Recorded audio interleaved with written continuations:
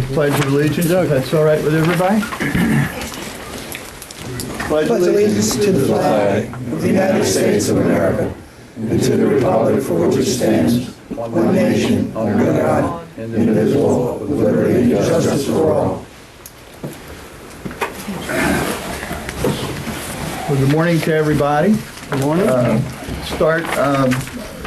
We have a couple of directors that are out this morning. Unfortunately, John is out. His mother took a turn for the worse, so he's down in Florida with her right now. So it's unfortunate. I spoke to him yesterday. His spirits seem to be pretty good, and she's holding up okay, but that's why he can't make it.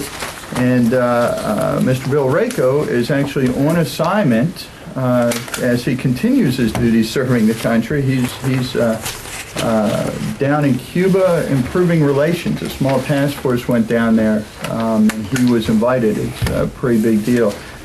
So that's why he can't make it with us. And they had postponed the trip down 3 or 4 times, so this was the only time. Finally, the opportunity when all the parties that could go are down there, so that's why he has to miss the board meeting. I want to let everybody know that. The other thing before we go through the agenda, I also just wanted to take a minute, as we think about our community.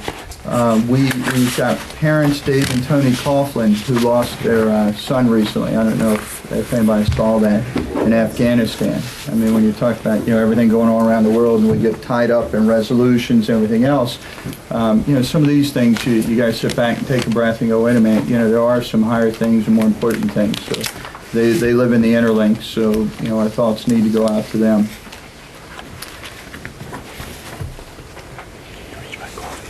All right, let's talk about the agenda for a minute. Everyone's got a copy of the agenda. Do I have any changes, additions, comments about the agenda? Yes, Bob, I've got, it's really not a change. I'd like to add under old business the subject of delinquent assessments. It's on the PAL list, and I hope everybody here on the board has gotten my memorandum. We're not calling for action on that issue, but I do think it ought to be addressed as a separate and distinct item under old business on the agenda rather than just part of the PAL list, if that's okay. We can discuss it. Well, just the agenda. Nobody is more for this than I am, but you know what? I got this stuff last night. I don't think it should go on the agenda. We have an agenda development policy. I'm going to say whatever I say. During the PAL thing, fine, but don't I put can it do on it the either agenda. place. It doesn't matter to me. It doesn't belong on the agenda unless we're going to throw that policy in the trash can. Okay. Anybody else I'll want? speak to it from the PAL list. Okay. Any other amendments, changes, updates to the agenda? You skipped something on the agenda. Public comments? It's on the agenda. No, I understand. I wanted to see if there was anything that board members wanted to discuss, and that was the very next thing before I closed out the agenda. Anybody else need to make any changes on here? Okay, if you'll notice on the agenda, one of the first items is public comments. You'll also notice towards the bottom we have public comments. This is something that we've done for the last couple months. We've opened it up at the beginning and at the end. Basically, with the thought process there is we're here to serve our membership. So instead of having our membership always have to wait until the end of sometimes very lengthy board meetings, we're going to allow the opportunity for the public to speak before. And of course, if they'd like to wait until the end after they see anything else we discussed, they can also have a few minutes there as well. So with that being said, are there any public comments before, and now that we've upset Pete, before we open the agenda? Yes, sir. Please state your name and... Good morning. My name is Randy Romblad. I don't have so much in the way of comments. And where are you from, Randy? 6 Surfers Way. Thank you. I have a number of questions for the board, which I know you really don't have the answers readily available, and if you did, it would be rather extensive to get these answers and take quite a bit of time. So what I've done is prepared the questions. I'll give them to each board member and the general manager, and my name, address, phone number, and email address is on the second page. You can send the answers to me, whichever method you choose to send them out to me, like in the mail, via email, whatever. I didn't put this on the bottom, but it would be very nice if when you answer the questions, if we could get the board members' comments or remarks or thoughts about what these are. So with all due respect, Thank you. Les, Thank you. Tom. And I'll stay in for just a minute in case you have a question of me before I had no intention of staying for this meeting. I've had things that I have to get done Oh, thank you, this sir. morning. So if you have a question, I'll be more than happy to answer it. If not, I'll be on my way.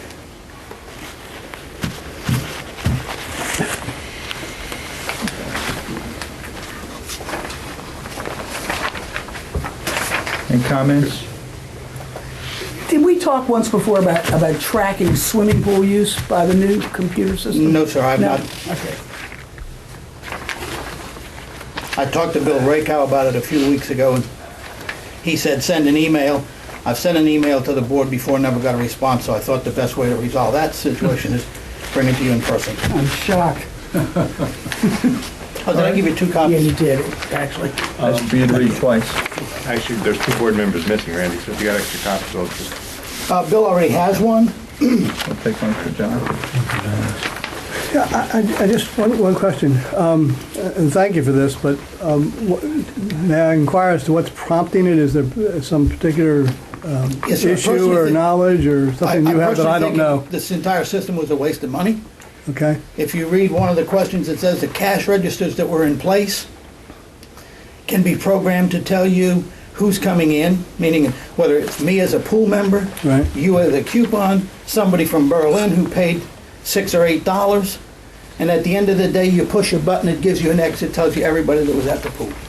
okay, This system was put in place, and all it tracks is, pardon me, Ocean Pines members with a membership card and your photo ID on it. Doesn't track anybody else.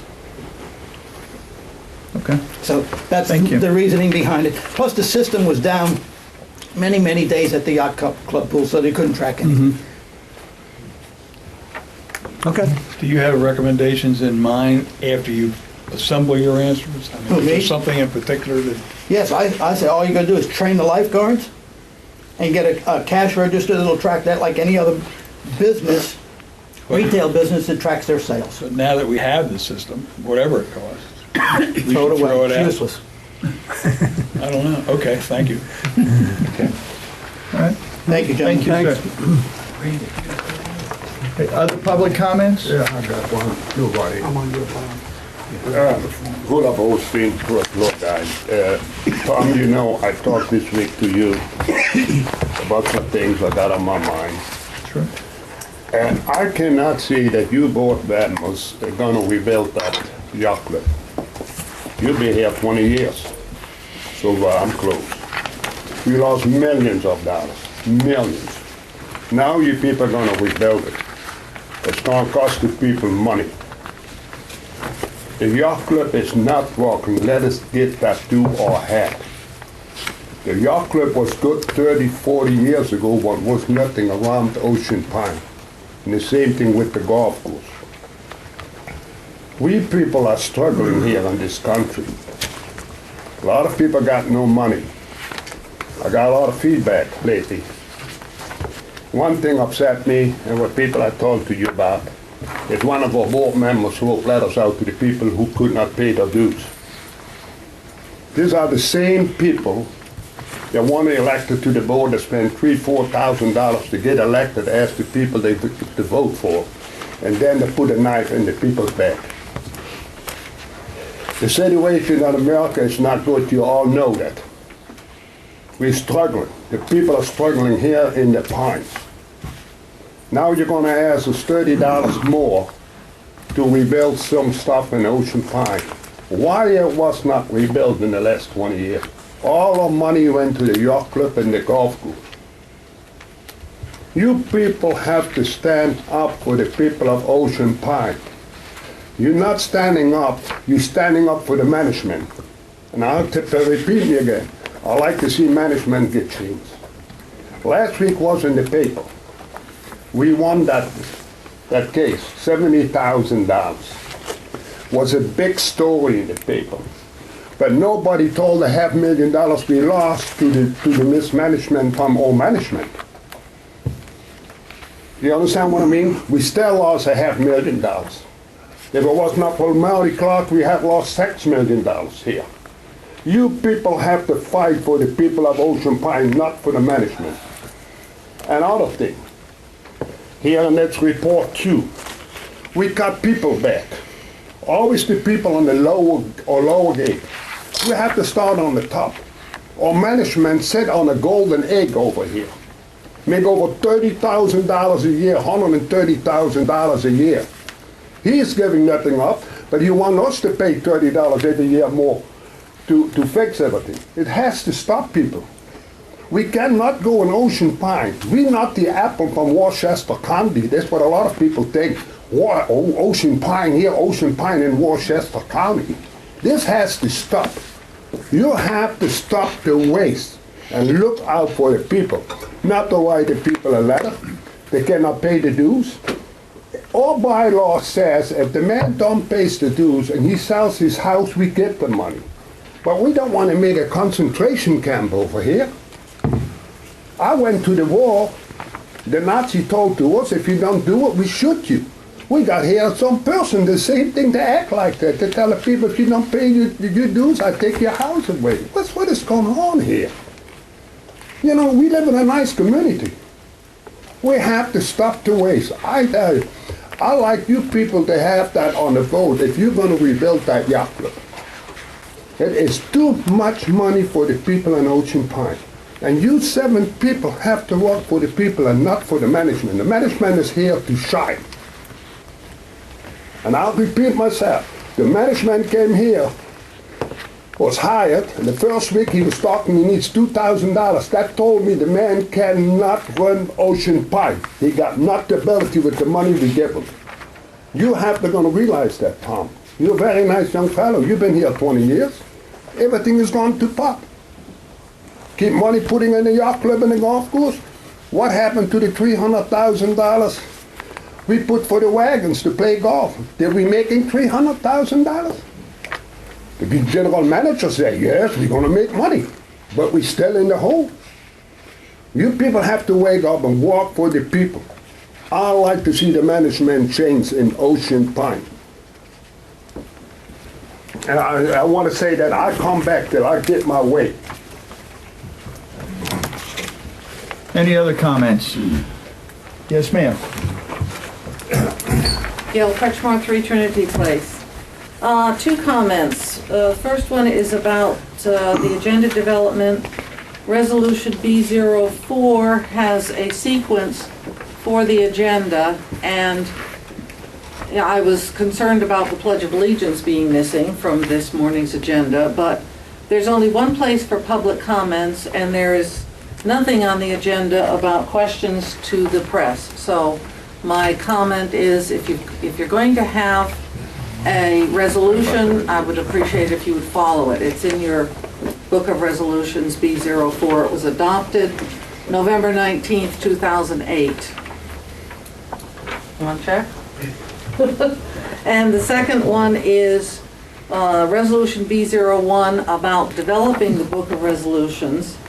And it pertains to number 3, procedures for introducing, approving, and repealing resolutions. 3A's topic is notice and first consideration, which indicates copies of the proposed resolution shall be distributed to each member of the Board of Directors and made available to OPA members with the notice of the agenda that is released to the membership before each meeting. And M01, which you are considering this morning as a second reading, never actually got its first reading because it was not on the agenda. It was not published for the rest of us to know about. It was just at a special meeting, and if I recall correctly, at the very end of the meeting, the president of the association said, can we consider that a first reading? So if there was no published agenda for that meeting indicating that M01 had a first reading, then this is the first reading. The question, because you know better than I, and it's changed, wouldn't that? And it's changed. since that reading, it's I different. believe grammatical changes, spelling errors, and formatting can Oh, be changed. there's more to it than, yeah, but there's, If you're going to change it substantially, I don't see how it can be considered, any of these resolutions can be considered a second reading if you've made considerable changes to it.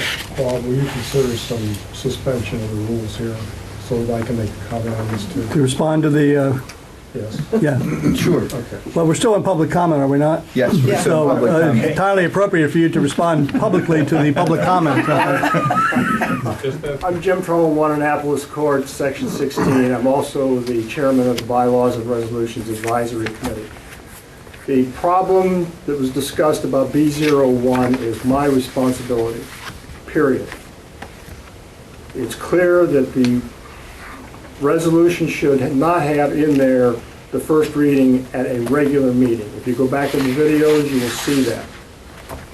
I have not yet, because of a variety of reasons, not yet been able to get a copy of the workshop minutes of that meeting, because that's where apparently the modifications made by the board at that meeting. We're going back to September 2008, incidentally. September 16th, I believe it is. And the minutes are not on the website at this time. The website goes back only to November 2008. I take full responsibility for the screw-up that exists on B01. And I do not recall if an agenda was published for the special meeting that was held. Maybe somebody else here remembers that. I don't recall whether it was published, there was one published or not. The availability of the resolutions before the board is on the website. And the original one that was considered at that meeting was on the website. The one that's available for consideration at this meeting is on the website and has been since Friday afternoon. Now, my recommendation is that B01 be identified, new copy be identified as a corrected copy. And each of the board members should have a copy of the message in which I have stated this. Should be identified as a corrected copy and signed and published again without any further action. Now, the board may want to acknowledge that, may want to pass a motion for that, whatever the board thinks is necessary from at least a parliamentary standpoint. I see no reason why this board of directors, if it is prepared to approve today M01 in whatever format, amendments or no amendments, I see no reason why this cannot be considered the second reading. For M01? M01. Yes. And in rebuttal, I was not referring to the fact that it wasn't a regular meeting, Jim, I'm sorry. It was the fact that the notice of the agenda that was released to the membership, was there an agenda indicating that M01 was going to be considered for its first reading in any format? And if, I believe that according to B01, if that did not happen, then the first reading has not occurred. May I, Jim? Sure. Is the M01 that we're going to vote on today, which I'm not sure I've read, not as close to it as anybody, is that the one we read with no changes at the meeting we had for the compliance meeting? Or has there been any changes to it at all? The 1021 meeting you're talking about. Has it changed from the special? From the meeting? first reading, as we're calling Yeah, it. okay. Is there one word change? Frankly, I'm surprised you asked that question. Obviously, it has. Okay, then there's been no first reading. Has there? Again, I don't recall whether the agenda was published. But forget the agenda. No, wait a minute, that's Well, what let's do her... this. It's relevant to what she's That's what saying. her objection is. Gail, I'm sorry. Understood. Gail's objection. I don't mean to be... No, that's all right. That's what Gail's objection is. There are two possible objections. One, no agenda was published. Okay. And I frankly don't remember. I And don't the know. other one would be that the resolution as published says it has to be, the first reading has to be at a regular meeting, which that was not, whether it was agenda or no agenda, it was not a regular meeting. Is that what B1 says? Incorrect. B1 currently, says in the book, says regular, but the meeting back in September that you all approved B01 deleted regular. Okay, Just so that- happened okay. that Okay. the wrong copy got into the book. So the answer to your question, Marty, is no. What is being considered today, or is before the board today, is not the same text as at the special meeting. Thank you. 2-3 weeks ago, whenever. Thank you. It was not, no. I don't believe there was an agenda for that meeting. We're talking about the special meeting on compliance. 1021 special meeting. There was a special meeting called for the sole purpose of discussing that, That's correct. No, it was And- other compliance issues. other compliance issues, but I think 95% of the meeting was spent discussing MO1. I was there. Anyway, I don't think there was a technical, I don't recall an agenda, and frankly, I didn't expect one, since I understood that the whole purpose of the meeting was for one purpose and one purpose only, and I believe that was communicated to the public. I believe that the draft resolution, draft policy was posted on the website, so I'm not sure whether the issue is really parliamentarian or one of substance in terms of objecting to the fact that the public was unaware of what we were doing. The public was very much aware of what we were doing. It had been adequately published in various newspapers. It was on the website. The convening of the purpose, the meaning of the purpose, only one, and that's compliance. Let me I- read you a I hope- copy of the minutes that were approved of that meeting. Special compliance meeting, October 21st, 2009, Community Center, Assateague Room. The board reviewed Resolution M01 in detail, suggesting several modifications to clarify policies and procedures. So the changes were made at that reading. The board agreed to consider today's meeting, October 21st, as a first reading, and will consider adoption of the amended resolution at November 17th meeting. Thank you. I have in my hand the agenda for that meeting, Oh, there was an agenda. so if anybody wants to see So there was it. an agenda. There was an agenda. Okay. And it was one, do you want to read it? Sure. Discussion topic 1, discussion of OPA compliance policy. 2, review and discussion of draft resolution M01, policy and compliance procedures, declaration of restrictions, ARC guideline violations. Public comments. Discussion topic 2, presentation of report of ad hoc, oh, that didn't happen. So that's pretty much it. So there was an agenda. And if And it those was minutes you just read published from are not yet approved, we haven't For approved the them yet. public. They're on the agenda today to be Okay. approved. You know, 5 days beforehand for the public. It was, He's got the agenda, I don't have it. right. You want to make a copy? Why are we splitting hairs? Yeah, what is, I'm sorry, I'm trying to understand the substance of what it is we're dealing with I'm here. splitting hairs because this board, the board president is very adamant about getting these resolutions published. And for what purpose? If you're not going to follow them, why have them? Amen. And if they're out there, then they should be followed. You adopted them, and they should be followed. Okay, thank you. Thanks for the comment. Bob, thank you. We're still in public comments? Yes. Okay. And anybody? Yes, sir. Joe Reynolds, 84 Waterdown Road. I think the fundamental point that Gail was trying to make, one of the fundamental points was that the policy requires that the membership be notified of the substance of policy changes. The agenda included there was going to be a discussion of M01 compliance. Now, a normal association member looking at an agenda and seeing the board is going to discuss M01 compliance doesn't have a clue what the heck is in that thing.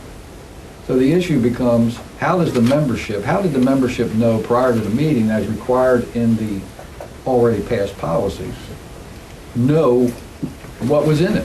what was the policy to be discussed? That's one point.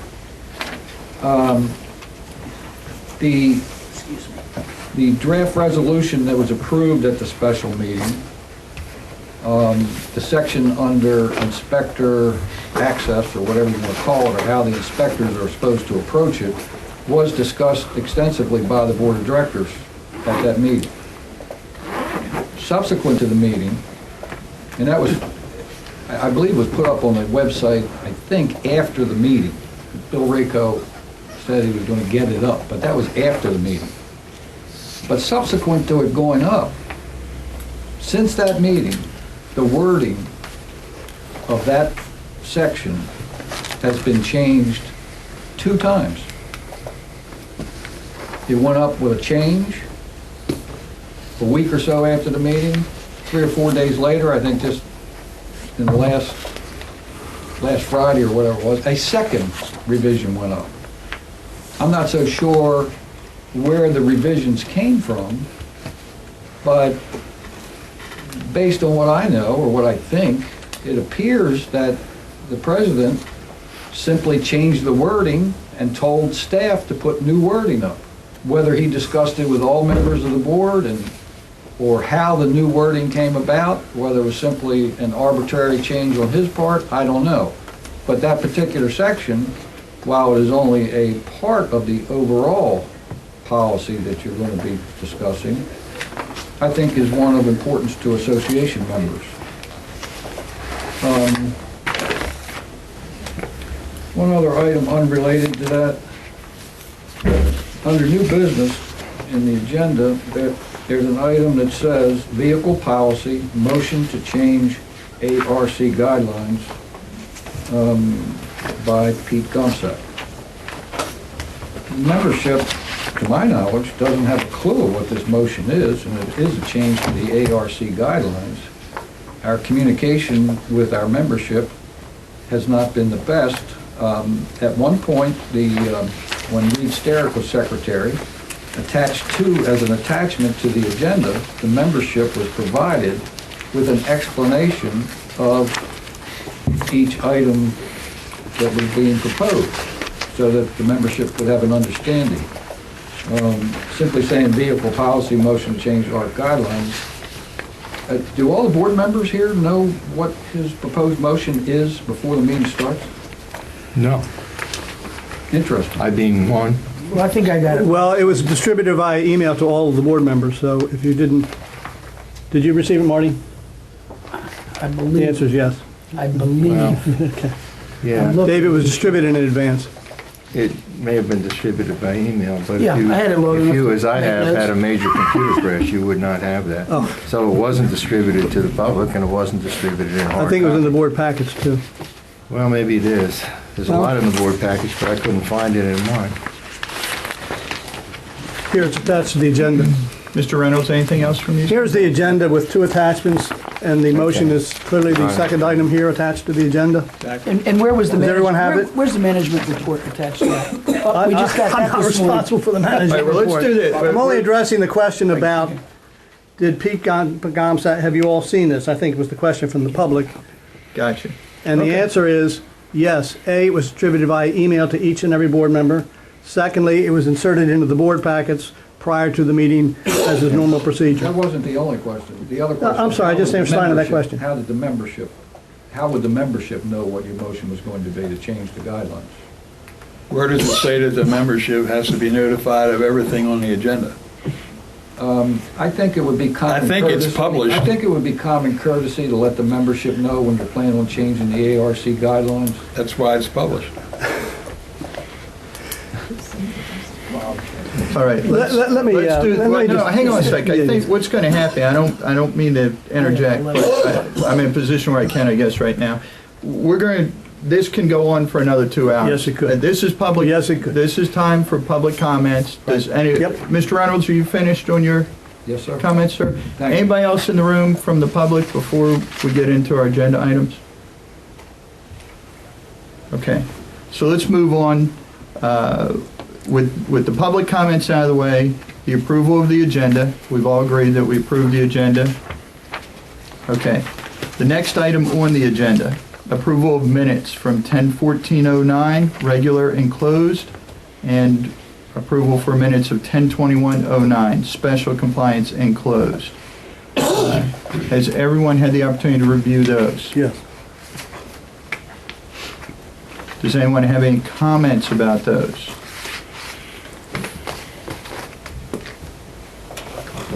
Okay, with no comments, the motion is to approve the minutes for 10/14/09 as written. Any objections? I'll move approval of the minutes. Second. All in favor? Aye. Any opposed? Okay, we have minutes of 10/21/09. Do I have a motion to I accept move that those? we as- accept them. I'll second it. Any opposed? All in favor? Aye. So passed. Okay, the next item on the agenda is the County Commissioners Report. Has everyone got a copy of that? Thought I did. I believe they're about at the end of the... They were at the end, yes, right by, I think there's extras up there as well. Just a couple of things I wanted to highlight in that particular report. Points of interest for us are, not that all of it isn't, but there are two, I thought, very important parts. One was the county commissioners voted unanimously to make the revision to the law that would include bridges. Basically, what that means is the Ocean Pines bridges are now put into the county inventory. Right. That's a huge, huge plus for Ocean Pines. My understanding that now allows county funding of up to 80% of repairs or replacement for the bridges, where Ocean Pines, we would have to come up with the 20%, as opposed to the way it was as recently as, I guess, last week. We were going to have to cover, Ocean Pines was going to have to cover the repairs in its entirety until this occurred. Slight clarification. The answer is the formal action was taken just yesterday, I believe. Tom, you were there, right? Yes. Actually, the county commissioner some time ago approved the taking them into the inventory, but they had to do, administratively had to process it in a certain way to have it finally be effected yesterday. It was months ago that they actually, the county commissioners did in fact approve, subject to the necessary steps being taken administratively to get it done, and that was finalized just yesterday. Which is huge for us. So that's great news. I also want to point out in here, again, this is Mrs. Boggs' report. She took the opportunity to thank Carrie Nelson and Public Works Crew for their outstanding job they did during the recent storm, keeping the roads cleared, debris that fell, just a number of things occurring, and his team did a great job. So I want to make sure, they're the two items I wanted to point out in the report. Anyone else have a comment? No? Okay. Wow, those last two were pretty quick. I like those. General Manager's report. Okay. I hear brakes squealing. My general manager report is going to be in two parts. First is the narrative report that I will email to you. No, we got it this morning. It was emailed. It was emailed also When? yesterday. That's two emails we've talked about this morning I've not gotten. Okay, let me just go through. get it because yesterday. There's. I was getting emails yesterday. Okay. No, it wasn't yesterday. It was probably. Yeah, it wasn't, it was the day before. It was Just for the record, guys, the email system ain't working In your house. in my house. It works with, All right, let me go through this because I'm going to have a two-part report. One is the narrative, and the second is I'm going to give you a 6-month update on the financial financial report. Okay. Membership. During the last, I mentioned over the last few months, sales continue to lag behind our budget expectations. As the summer season closed, Beach Club parking revenues were about $4,800 short. Golf was continues behind plan. Aquatic results show shortfalls of about $41,000 in memberships and $17,000 in coupon sales. I'm going to go through those in more detail when we go through the 10-year plan task force. The task force has completed the review of swim and racket deck rebuilding. We're recommending that the board approve the proposal of pool architect David Almy to begin design, permitting, and specification development for bidding. In a related matter, we're securing a proposal for design plans for the yacht club deck in anticipation of future improvements. But what I'm going to ask you to do today is to consider a motion for waiving the bid requirements on the design of the pool decks, based on the recommendations of the 10-year plan task force, the expertise that's offered by the Almy firm, and then to approve the proposal that's been received, and I think it's somewhere around, well, you have it in your packet, somewhere around $18,000. All right, wood duct, go ahead, Mark. When you talk about the 10-year task force and the yacht club, and you talk about renovation and improvement, you also, shouldn't we also mention deferred maintenance, since a major part of this is maintenance of the decks? It absolutely is, yeah. Okay, I mean, there's a difference between buying a car and buying a Mercedes. I mean, those decks have Excellent point, gotta be- thank you. All right, wood duct drainage, last month you approved the proposal for the repair of the wood duct drainage problem. I've just wanted to tell you the project got started. We had 4 days of a tropical storm rain, and that slowed us down a little bit, but we're back on target now and we're moving along. I'm hoping that by the beginning of next year, that project will be completed. We'll keep our fingers crossed, hope the weather works with us, and that continues to go on as planned. Personnel, I mentioned last month that we had some personnel turnover. I wanted to tell you that Ruth Ann Meyer has been appointed to the position of Assessment Membership Supervisor. Ruth Ann's been with the association since 1997, working in several different departments. She's taken the place of Margaret Townsend, who has left last week. And we talked earlier in the year about golf marketing. Tony Franks is the person who's been appointed to our part-time golf marketing representative position. She's started her duties and getting the process underway to be visiting some of the regional golf conventions and things like that to try and help drum up some outside play business for the association. She's also beginning her internal marketing process as well. Just a quick question there. Ms. Meyer's taken over the new position. Does that leave a vacancy somewhere else? Yes, we're going to be making some personnel adjustments down in our public works area, and probably we're going to first start by trying to eliminate the full-time position and create a part-time position and use the internal staff to do that. We'll see how that works. If it works well, and I'm hoping that it will, then we're going to try and reduce our cost there somewhat.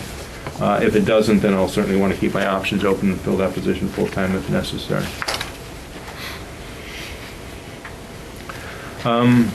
OPA versus SPN. As you are aware, a jury awarded us the judgment in favor of the association for $74,050.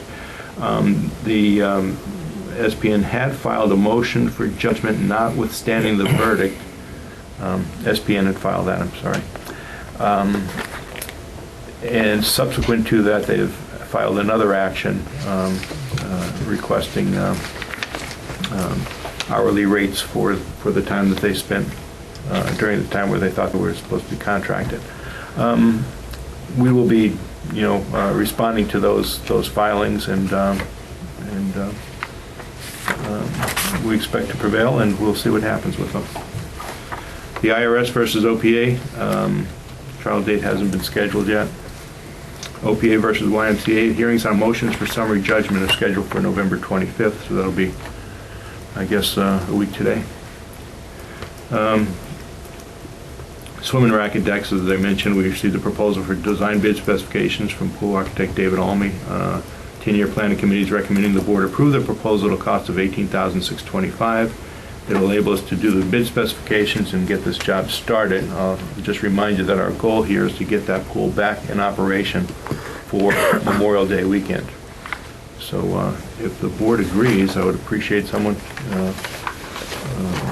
making a motion, A, to waive the bid requirement, and B, to accept the proposal as received. Do we have two issues with bid requirement problems on it? I mean, this one, obviously. And This one, and yes, we're going to talk about later on about the Bridges. bridges. Okay. Yes. I'd be happy to make that motion. Are we doing that now? I would, because. Did you want to give some, was this the detailed, was this the extent of the detail, I guess we're going to hear about that? In the packet. No, in the packet. You had a proposed motion, followed by the proposal from, the formal name of the company, Smolum, EMR, and Associates Architects. Bridge.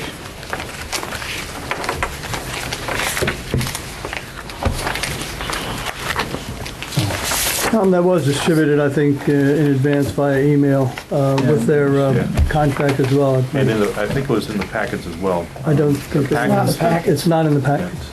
Wait a minute. Was it? There it is. Yeah, you got it? Yeah. It's right here. Okay, I've removed mine. Is in I've mine. removed mine. I read it and I've removed it.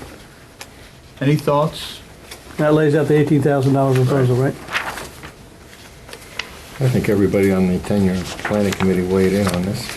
And everybody was for it? Everybody's Right. for it, yeah. Okay.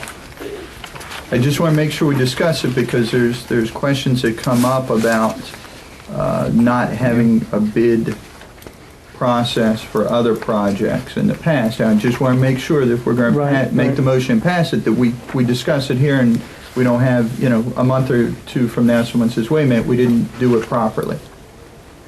Marty? When in the past did the board, I don't understand what you're saying. There is discussion about there's a contracts discussion that about need to go contract. to bid that don't. Correct. This is one that should go to bid, that the board has agreed shouldn't go to bid for a lot of good reasons. I just want to make sure that point's And it's clear going through the today. proper procedure. Right. Okay? Okay. Yeah. I move that we accept. I'm not disputing it. I I'm just- move that we direct the general manager to sign this contract, move forward. This pool's got to be open next May. I've already made the motion, but I'll second his sorry. motion. Sorry. Okay. If that makes you happy, I'll second your motion. I'll okay? second your I'll motion. second both of them. Let's get on. Would you like to second on that too, Les? Quite enough. All right, all in favor? Aye. Any opposed? So be it, thanks. Thank you, gentlemen. All right, If I'm walking in your shoes, just stop. I just want to get it done. all right, now we're going to take a few minutes to Where'd it go? go through the financial report.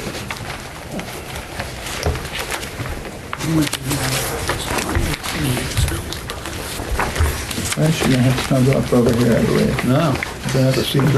It's gonna be right in the way, my friend. I lost the lid the last time I spilled it.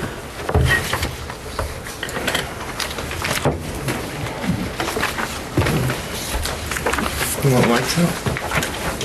Yeah, they should probably. It's impossible to take a nap in here with the lights on. Okay, just as a little background, what happens is the association has fiscal year runs from May 1st until April 2010. And this, as of October 31st, it represents our 6-month second quarter review. If you recall, during my first quarter review in August, I had mentioned that we're slightly, about $15,000 out of sync with our budget expectations. And although I always hate to say that we're running a deficit compared to our budget, given the fact that we had so much lost county funding and things like that, I was happy to say that it was only that amount. Right now, we're about $40,000 behind our plan. I've got this slide into two parts here. What you're looking at right now is a 6-month operating result ending October 31st. The first group of departments that you see there are what we call the municipal services departments, but I also include recreation in there. The second half of this slide is going to be the amenity areas. Okay. Important things to understand about this report. When you're looking at the left-hand side of this report and you're looking at revenues, whenever you see a number in parentheses, that's a bad thing. It means that we estimated that would bring in more money than we thought we would, or than we actually did. On the right-hand side, when you see a parentheses, it's a good thing. It means that we had budgeted a certain amount of money and we spent less than we were supposed to. I'll only highlight the larger amounts and we'll kind of skip over the other ones. But under general administration, you'll see that our revenues fell short by about $41,649 dollars.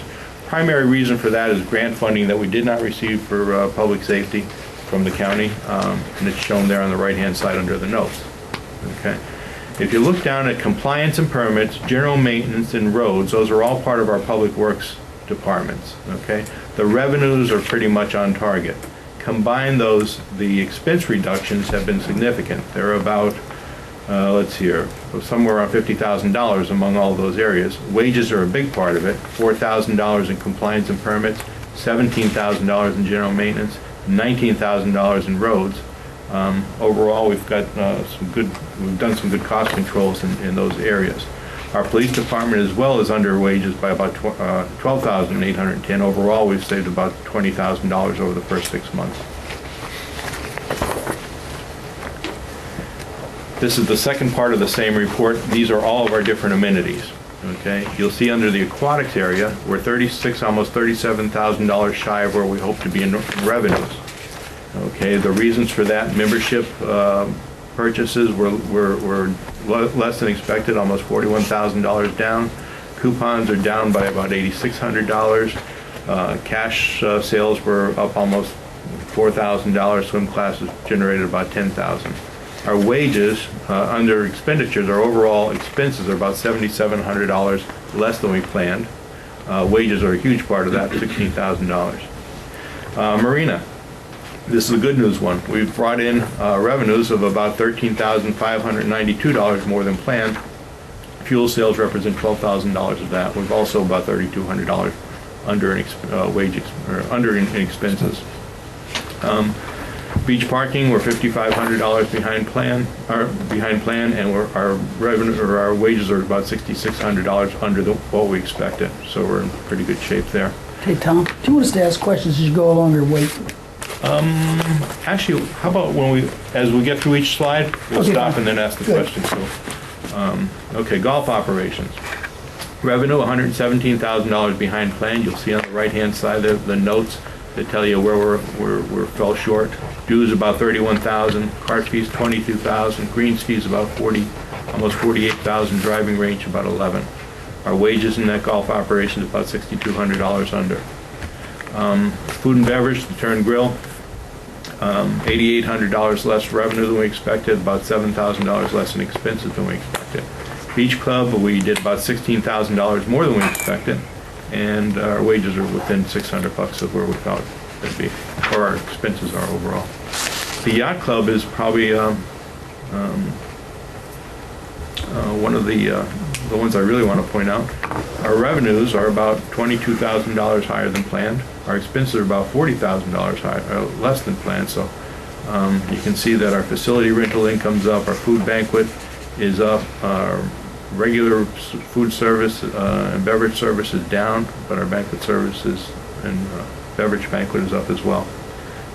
We've had a lot of expense. We've made a conscious effort to reduce our expenses in the Yacht Club, and it shows there. Now, if you want to talk about these two slides, happy to entertain questions from the board. Just help me understand this report a little bit. Let's take this marinas and we say it's for the year or through 6 months, we're $13,592 to the good.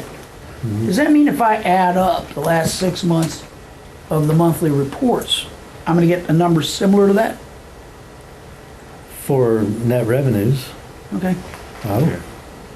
The only reason I ask, the last 2 marina reports have shown it staggering off budget and off of last year. It depends. Staggering, $107,000. Yeah, but the cost, there's differences in the sales and the costs. When gas was $4, it was different than when it's $2. Okay. Yeah, The net revenue, let me explain what the net revenues are, okay? Somebody comes up to the gas pump and fills up their tank, okay? When I show you that number up there, that is the gross amount that I received in revenue, less the cost of the gas that we had, and that's the net amount that you see there. But that's not in the October report, it says year-to-date, $501,396 in sales, which is 107 off of last year and 41 off of budget. And then down here under cost for a net number, it's higher than last year by 21,000 and higher than budget by 17,000. I'm trying to understand how we get to a. Is this a quarterly report or a year-to-date report? This is 6 months to date. Which is what this is right here, is it not? 6 months to date? I can't see. October 09, it's what you hand out every month. These guys. I'm just having a hard time making those numbers jive. Yeah, but I can explain to you later if you like, or now. Well, if it's a simple, easy answer that Marty's got his head planted up as you know what, because he doesn't know how to read this, that's good. No, I'd like to know as well, Marty. Okay, fuel sales gross are under by 44,000. You see that in the far right, Which- next to The the second far. last column to the right. The difference column, second from the right.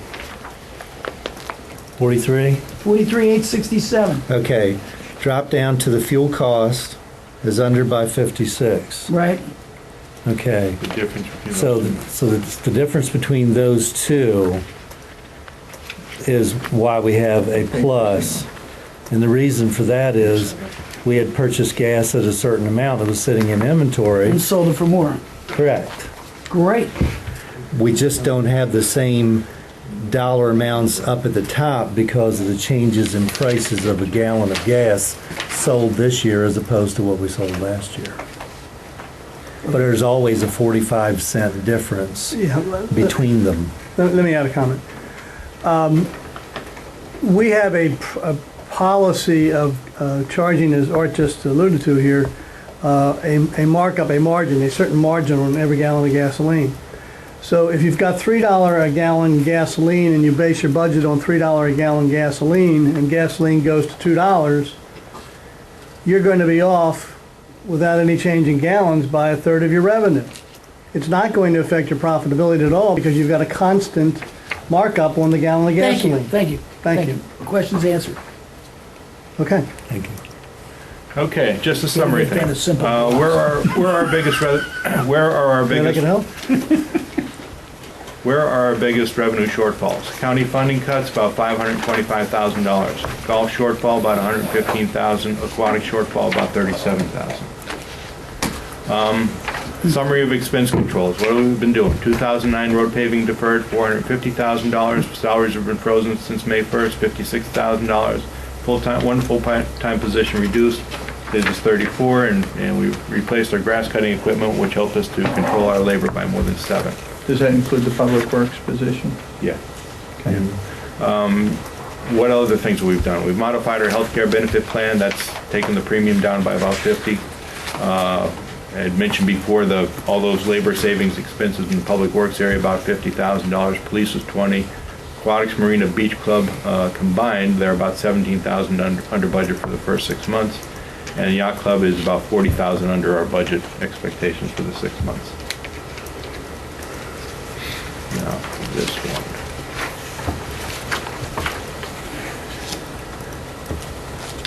Is that it? The one before.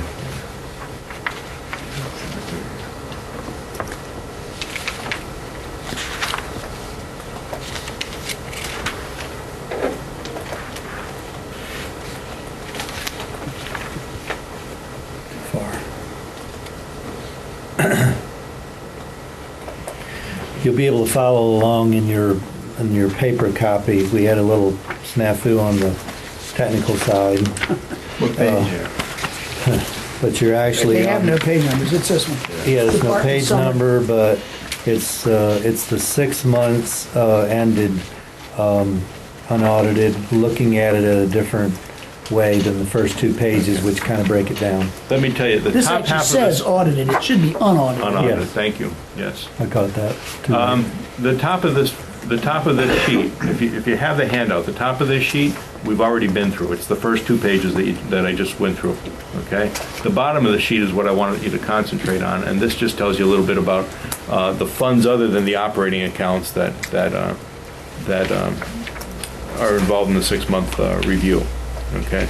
Bulkheads and waterways for the first 6 months, we've transferred $284,000 of revenue into that fund for the purpose of redoing our bulkheads. We'll spend an equal amount.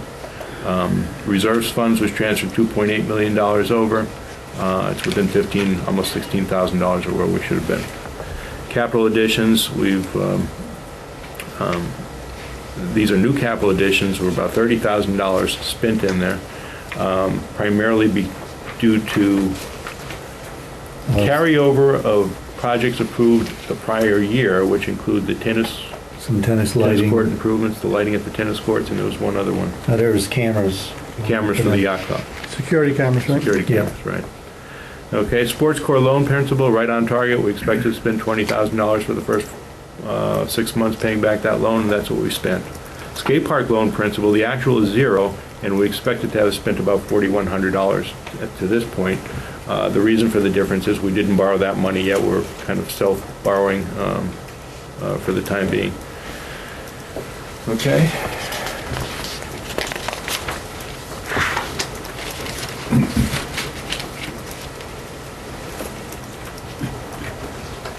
There we go. Okay, this is an important one, and I was really hoping that I could get this thing all on one screen.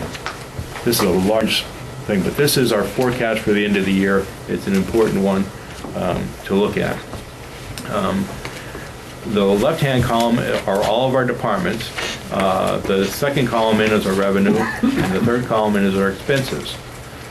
We forecasted these expenses through the end of the year, and we've also forecasted our revenues to where we expect to be.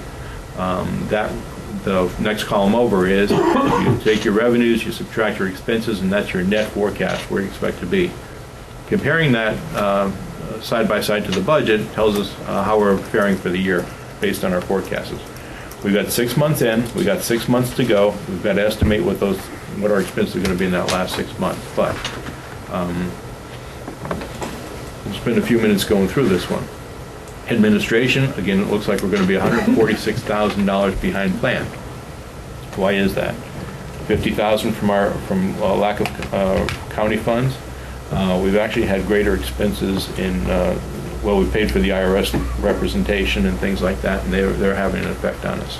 The interest will be off by at least $45,000 because the rates are bad. Okay, the next one with a significant variance is our roads and drainage area. $127,000 in revenues, expenses of $856, and we're about $349,000 off there. The reason? Gas taxes are off by, will be off by $373,000. And that's primarily the whole reason. That's the county, yeah, that's the whole reason. This is a well-publicized shortfall in county funding that's being passed through. Yes. Yes.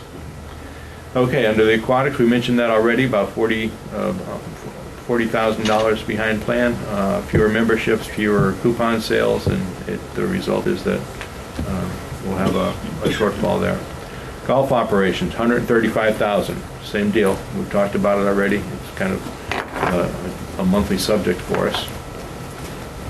I don't remember it being that high.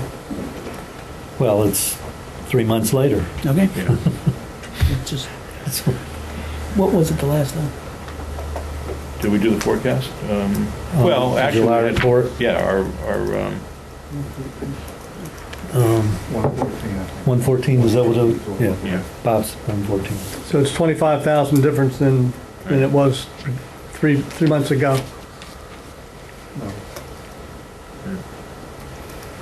Okay. As mentioned, the beach club, we're in good shape there. We're about $16,000 ahead of plan, and the yacht club will we expect the subsidy to be somewhere around $95,000 for a $79,000 positive. Just a Variation from the budget. Just to let you know that in golf and in the yacht club, I specifically took the 6 months actuals in last year's last 6 months to project what we were going to do, because I have no way of knowing what the volume is going to be at the yacht club over winter. What you're saying, it's hard to predict the future. Mm-hmm. That's Yeah, what we're but trying. we can look at the past and come Well, up we with can And something. that's what he's done. He's used, exactly as I understand it, what has been the actual results achieved during the previous year, the last 6 months has been used for the forecast for this year, right? Right. Okay. Okay, on to the last slide, and I like to call this one, what's in the checkbooks? Did I skip one? Whoa. Okay. Sorry about that. Capital summary, Capital summary. Okay, this properly one, labeled on everything. yes, it is labeled on. Quick question. I know it'll probably pop up sooner or later, but I don't see any breakdown yet for community hall. And it was going to be a separate category on all of this. Is it just because we don't have enough experience yet? Or are we just trying our best to ignore it? Yeah. I'm trying my best to break it out, but it hasn't showed up in here yet. Okay, but it will. Not necessarily. If we Well, still I don't know, want that it. was a board motion and passed. Yeah. Yeah, and we may need a new board motion. Well, that's okay, we can go back to that reporting stuff and hide it. Sure, Carl. Thank you. Why would we not, why would we not report it? Separate cost center, create a separate cost center. Just for the building. For the building itself. That houses the recreation department and all It's their part of our programs. operating expenses, right? It's Yeah. in there. It was So it's always all- buried in the past in Parks and Okay. Rec. Not buried, it's always been part of the recreation Buried. department because they run the community Buried center. is the word. Let's get through this capital report. And then okay. This report here tells you by department what we budgeted in capital expenses.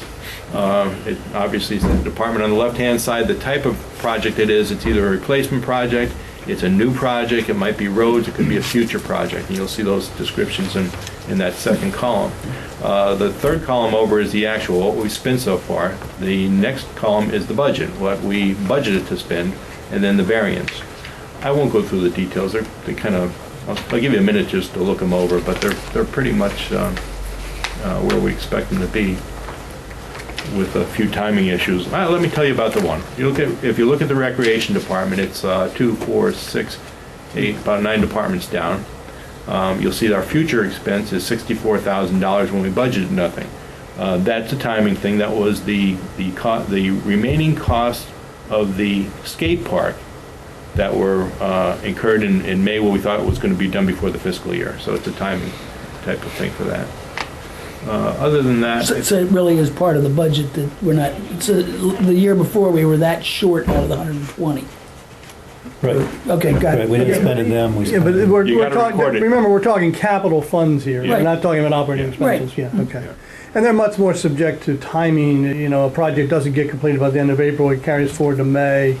Well, it's just like the one above it, which is probably the community hall. Exactly. It's the last payment Exactly. on the community It hall. doesn't affect dues in the sense that whether it's in this year or not, the amount of the due goes into Yeah. the reserve fund, it comes out of the reserve fund when the expenditure is made, Yeah. so. I point It's a that out. timing issue, too. Yeah, does my affect- intention of pointing that out is the biggest No, one. whether it's April or May, doesn't, you know. The biggest one. The only other one I'll point out on this list is the yacht club. It's the last one before the total. You'll see the replacement, $36,445 against a budget of $11,500. And what that is, that concrete grade, the expenses to do that concrete grade beam and things that for the yacht club. So, tally score: right-hand corner, lower right-hand corner, total new. We've spent about $30,000 in capital projects for new capital projects against a budget of 17. 13,000 more spent than planned.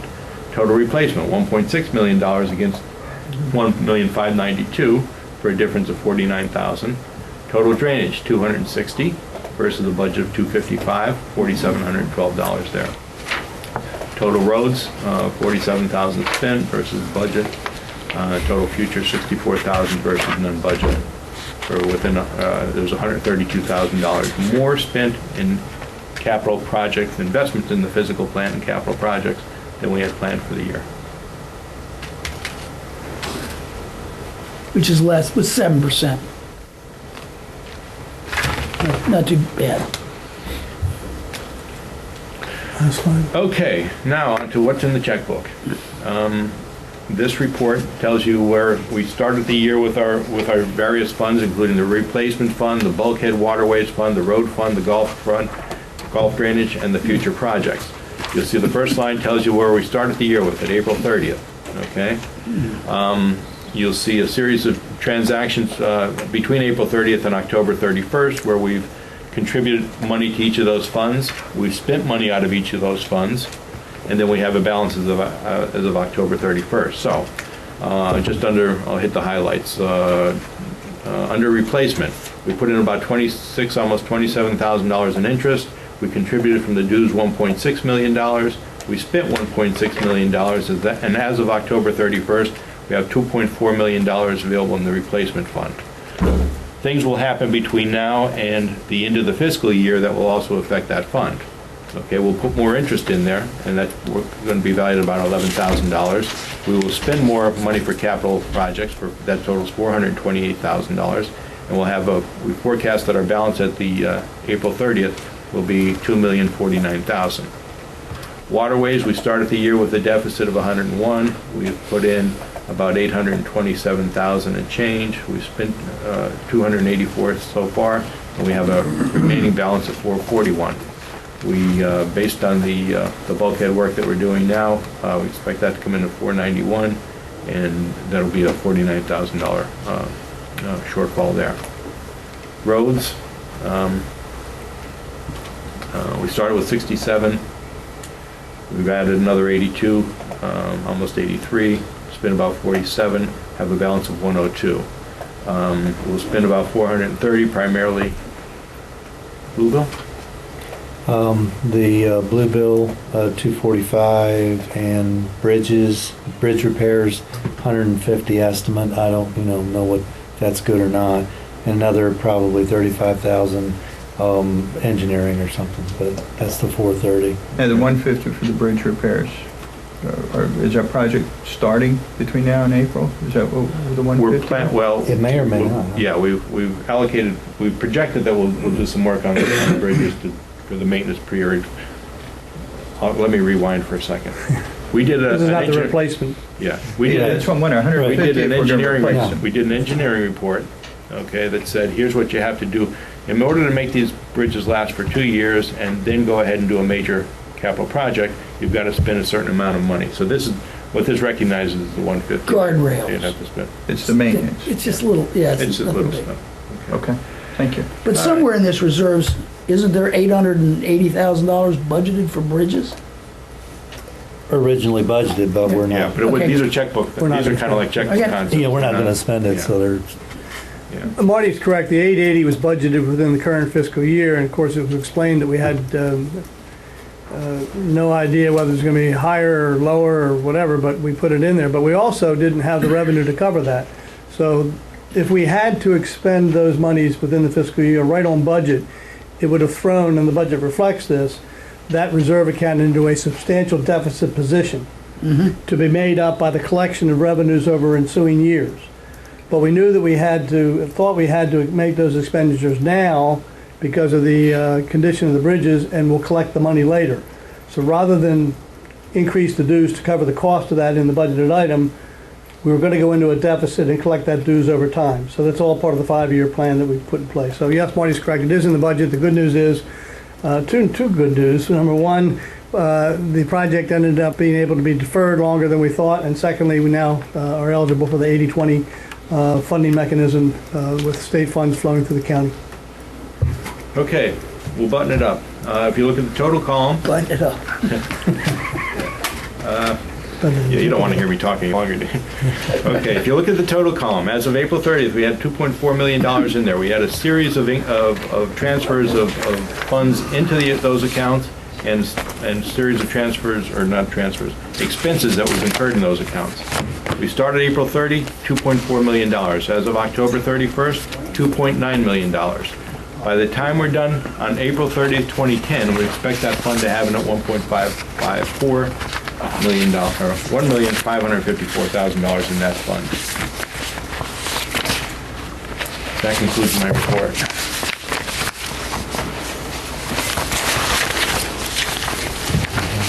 Thank you very much. Any additional questions? All in.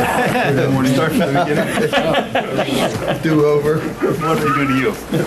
And we just put in some electric saving lighting, which is a little brighter than it used to be. All right, So, you think? just to Just to warn you. That's how I gotta spend money on Sunday.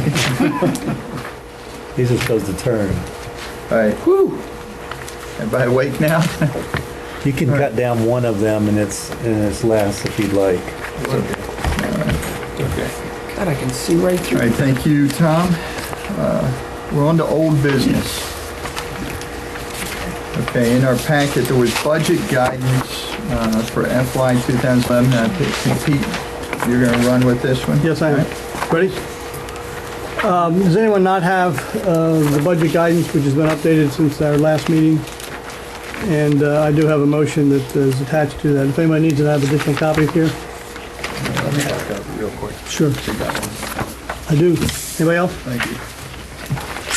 Again, this is a continuation of the discussion that we had at the last meeting, and it wasn't in the prettiest form last meeting, so we prettied it up, so to speak. It also made a couple of changes, not substantive, but I think responding to some of the comments.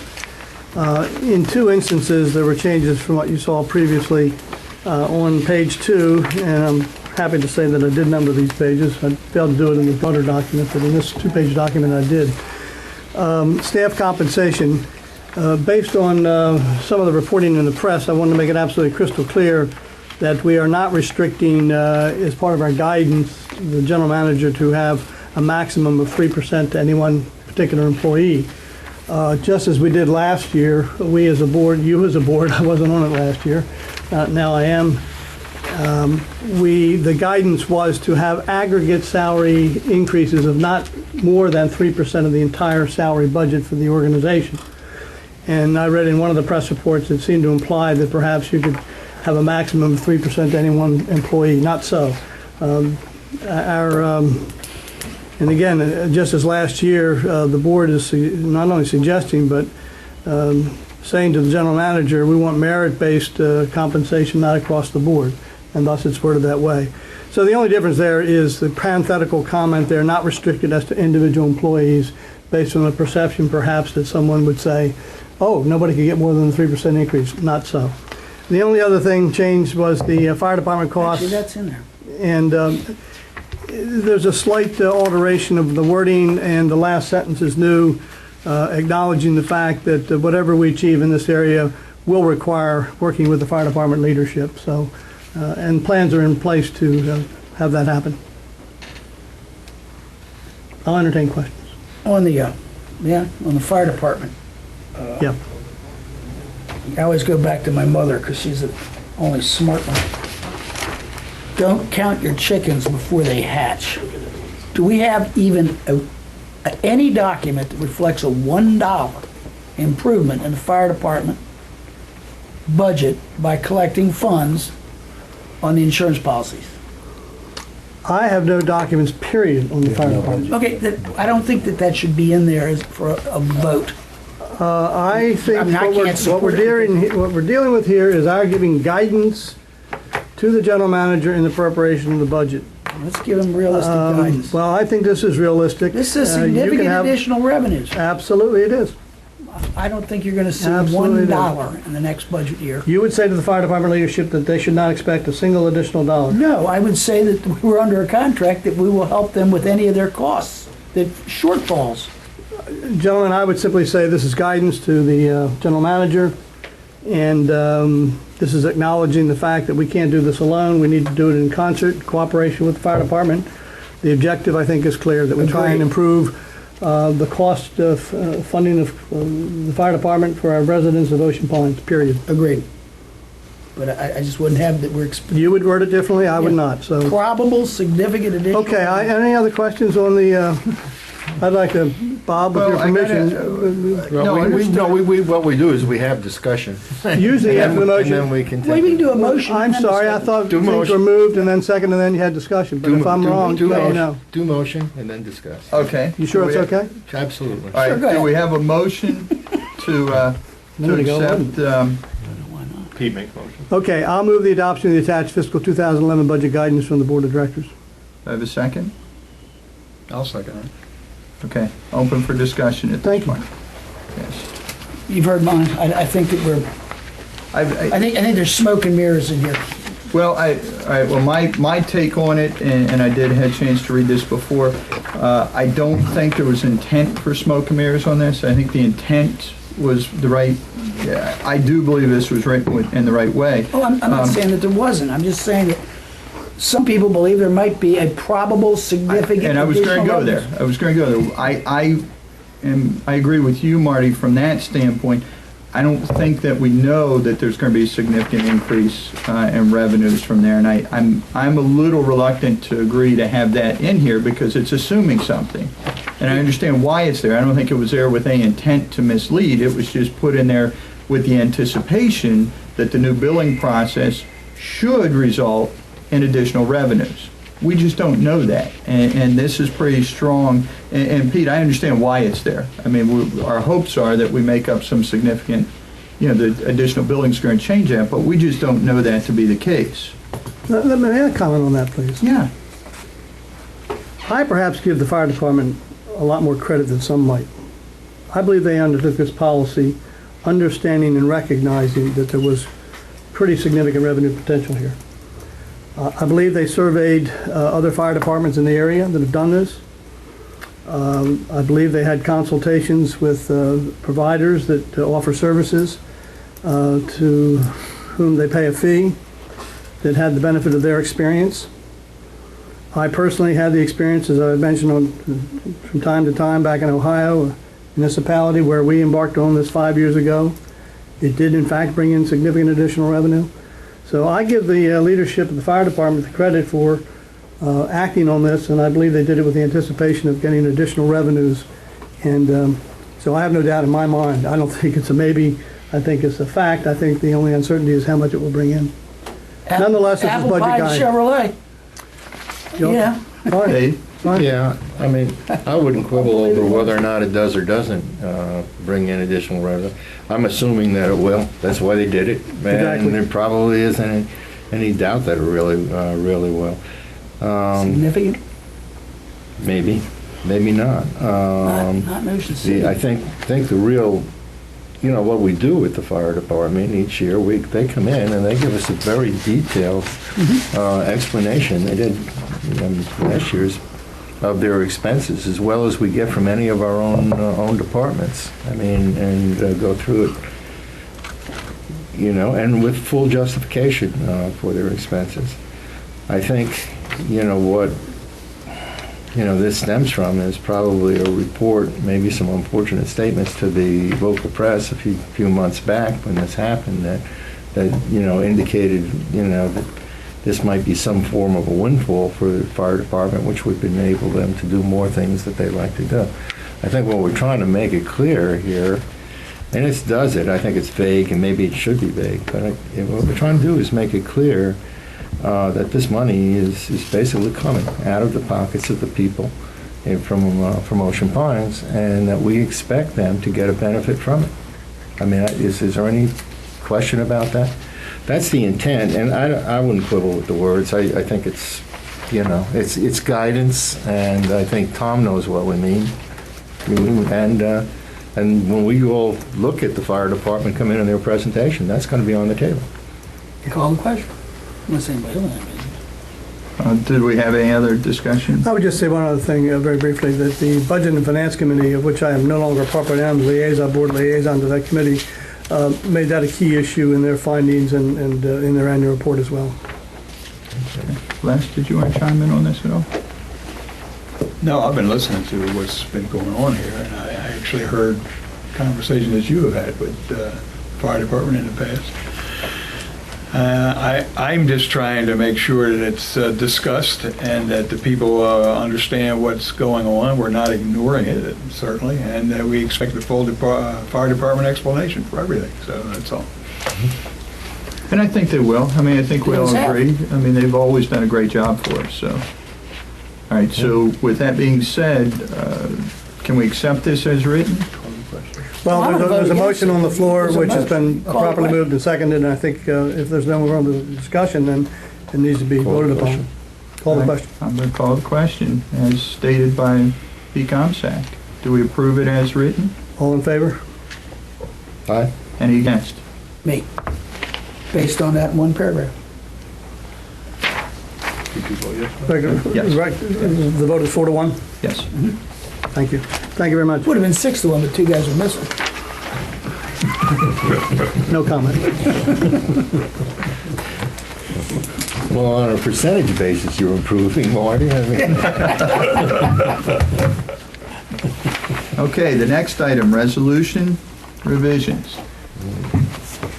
And, Tim? There's a motion.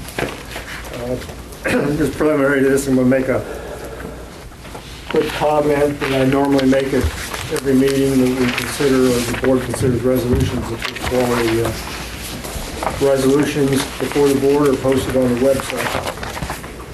A second comment I want to make is that there is a principal reason, perhaps a principal reason, Part A and Part B, for there being 2 readings for resolutions. One, so the board members have adequate opportunity to consider what they're about. And secondly, so the members of the association have an opportunity to participate in the process to the extent that they so desire. I'm going to reverse the order of the consideration of the resolutions to what you see on the agenda. In particular, I'm going to start with resolution F-05. That's the abatement of annual charge increases. The draft that was presented at the prior meeting, the first reading, was dated 9/3/09, September 3rd, 2009, and that is the draft that's still before you. There has been one member comment about whether or not abatement should be the proper term used. We simply, we meaning the Bylaws and Resolution Committee, simply use the same terminology as the existing draft. I think all the board members have received a message with regard to that comment, and I'll basically leave it up to you whether you want to change it to something like deferral of the annual charge increase. However, there are no others, no changes being submitted to that resolution. Jim, may I ask, and I did, thank you very much for that exchange of emails and so forth, and I think Gail was involved in that. Just a little. What is the intent, as you read that, or the language that's been crafted here for this resolution, Jim, what is the intent of that language with respect to, let us say, an individual, we have a dues of, well, let's go back to last year. The dues was $725, and we had a $38 increase to $763. If someone qualified under this program, what would their dues have been for this year? The dues less the increase. Right. Would be less the It would have been the $725 without the $38 increase. That's correct. Okay. Fast forwarding to the following year. Let's assume that the $768 becomes $800. The person still qualifies. What would their dues be for the next year? We're up $768. So it's relief for 1 year. Okay. Relief for 1 year. If they still qualify. In other words, their economic circumstances have not changed. The reason they qualified under the Maryland program still exists. They apply for yet a second abatement, Yeah. okay? So now our regular dues has become $725 plus $38, $763, and now it's going to go to $800. Right. They still qualify. Why would there, you can interpret this a couple different ways. they get a 1-year abatement. 1-year abatement. And then they would be eligible for a next year abatement also on the next year's increase, Yeah, but- correct? If they continue to qualify. That's what I said, that's our If they premise. If they continue to continue to qualify. qualify, continue to demonstrate they're part of the program, But it doesn't, it's not it's not cumulative. cumulative. That's An easier way to look at it is they qualify in the first year and they don't apply in the second year. They're going to pay the first year's Oh, sure. increase. in They got a the second. 1-year. They're going to pay the 800. They got a the total. 1-year waiver, if you will, of 1 that year, particular yeah. increase. But my question is focused on the next year where they're still eligible. Same thing. So their dues would be in this case, when everybody else's dues would be 800, theirs would be Where's the 768. 800 come from? Is this I just said, Generic. yeah. Yeah, please. Who knows, might be You 750. use X, Y, and Z, yeah. So they would then qualify for that year for a deferral of that year's dues increase, but would have to now have in their base dues the previous amount that had been deferred, right? Okay, okay. And the only one question I had for you, Jim, was in the second paragraph, authority. It says Article 3rd of the charter. Is that Article 3 or is that, Third. that is proper? That's how you do it. That's how you do it. Okay, just wanted to make sure. Jim, I just want to, for the record here and for the benefit of the board members as well, this policy, the state of Maryland, I did a little research here, and family incomes can be up to $60,000 to qualify for this. So this isn't just for people that are 25, 30, up to family income of $60,000 qualifies you for the Maryland credit and then makes you eligible for the Ocean Pines relief as well. I'm not sure how many people knew that. I didn't. All right, so any other discussion on this? That's number of people in the household. I said household. Complete household income? Yeah, I think I used that term. Yeah. You did. I mean, dependents. You don't do that with a single person. No, because it's a real estate credit is what it is under Maryland's program, and it has to do with your assessed value. And by the way, your house has to be valued at less than $300,000. Okay. Yes, sir. But it's a good Shall I program. make the motion? I wish you would, yes. Mr. Vice President, I hope you would thought I would. Okay. I make a motion to approve Resolution FO5, Draft 9309, and cancel Resolution 01-06-41. Don't I read well? Second. Have a second? All in favor? Further discussion? I thought we just had our discussion. No, I mean, after you. Any further discussion? No. Yep. All in favor? Aye. Aye. Any opposed? Got that. Gail's over there, I have to make sure that we do it right. Okay, let's move on to Resolution M-02, which is amenity use and fee policy. The draft that you should have and be considering is dated 11-8-2009. There has been a minor change. Hopefully you have a copy that has in paragraph 4B several words in red which have been added. Where would we have gotten that? Don't say email. It's in your packet. It's in the package. It is in the package. Yeah, it's on there. Okay, well, let me look in my It's in packet. red. Got it? Okay, It's called Resolution M02. 11-8 up in the corner. Hang on. I'm just gonna look at Here you go. the balance. Okay, what, 4B pertains to eligibility, and it in particular has provisions in it that if you are delinquent in your assessment or you have a continuing violation of the DRs, you're not eligible to to purchase a membership until one or the other, whichever may be applicable, is removed.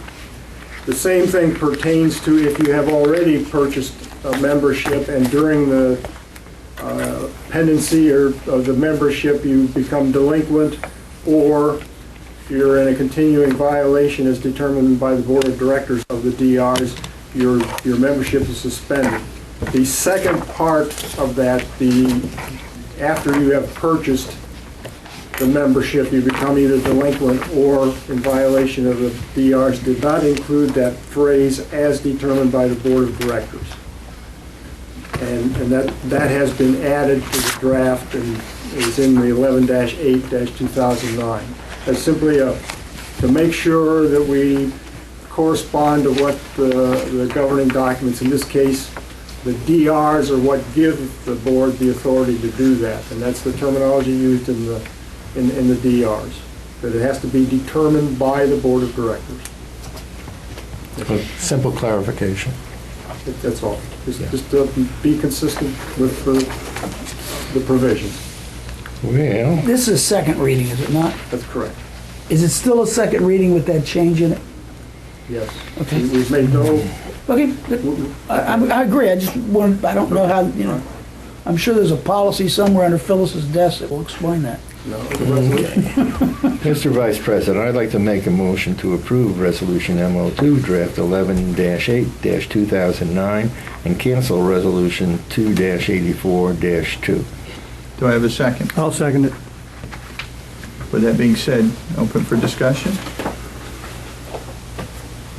No discussion on it? All in favor? Aye. Aye. Aye. Any opposed? Okay, the next action is a simple cancellation. There is Resolution 2-00-23, which has been in effect since, well, I don't have the date on this, but it's been around a while. I'm sorry, April 19th, 2000.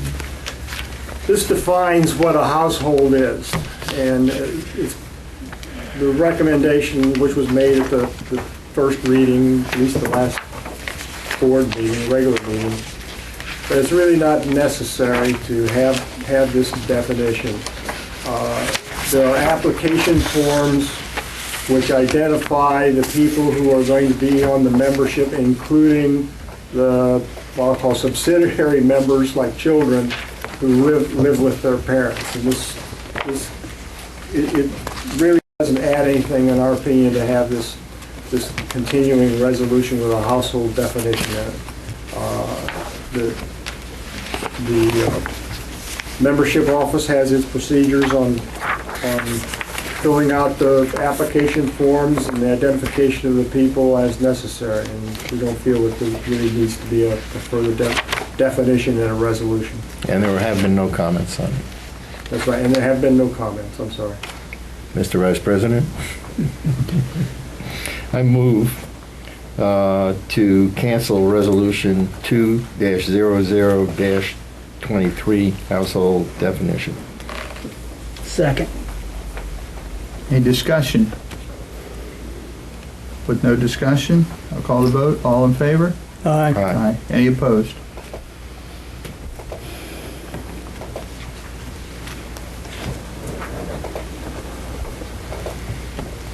Okay, I'm going to move on to M01, generally referred to as compliance procedures.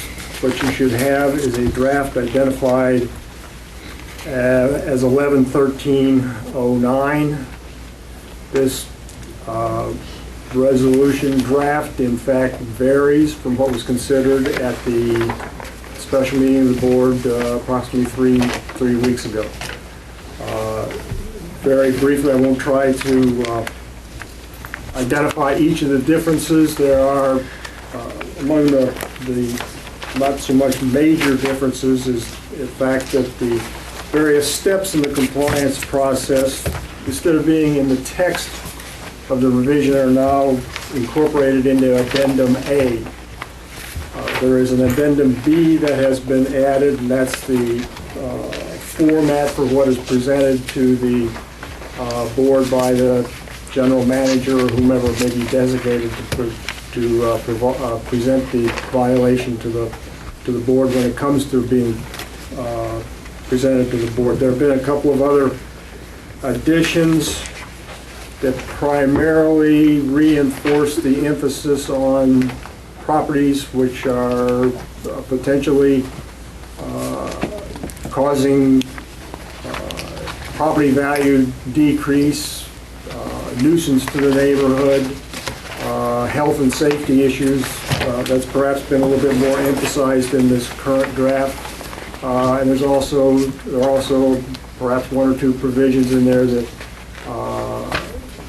give the general manager or reinforce the approach that the general manager is the guy in charge of this process. By far the major change from what was considered at the prior meeting by the board is the inspections paragraph, which is paragraph 6C on page 3.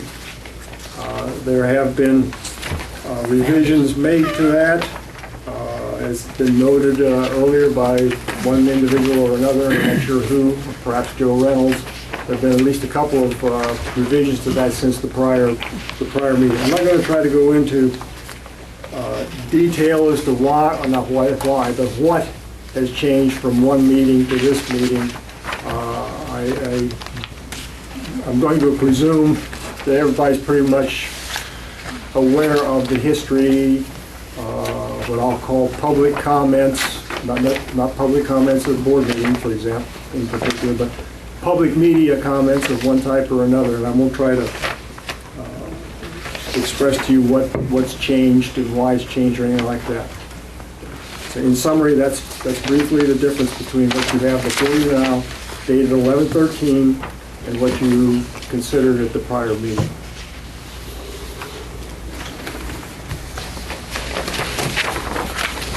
Everybody have that in front of them right now? Yeah, I do. I don't. Last one I have is the 10/28/09.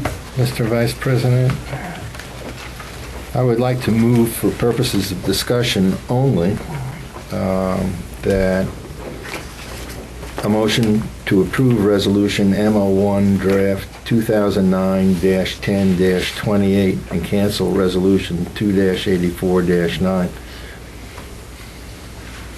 For discussion only. Yes. I'd second that motion. Okay. Let's open this up for discussion at this point. I wasn't here during the discussions for the CPI meeting then.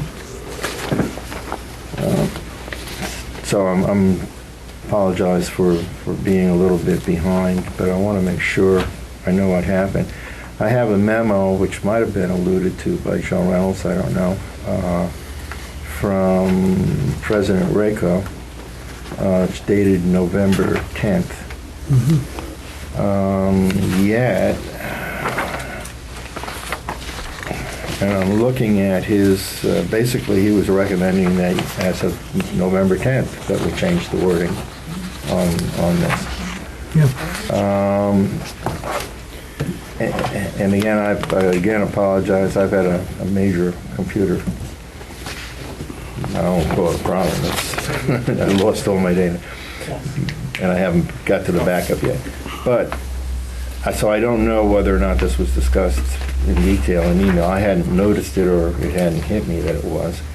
But at any rate, I don't think, as I look at his new wording, recommended new wording, that is in fact the wording that we're discussing here. Okay, could Yeah. I interject a comment real quick? I didn't catch it. Gail, I'm sorry, indicates that the motion to discuss referred to the 10/28 draft. It should refer to the 11/13 draft.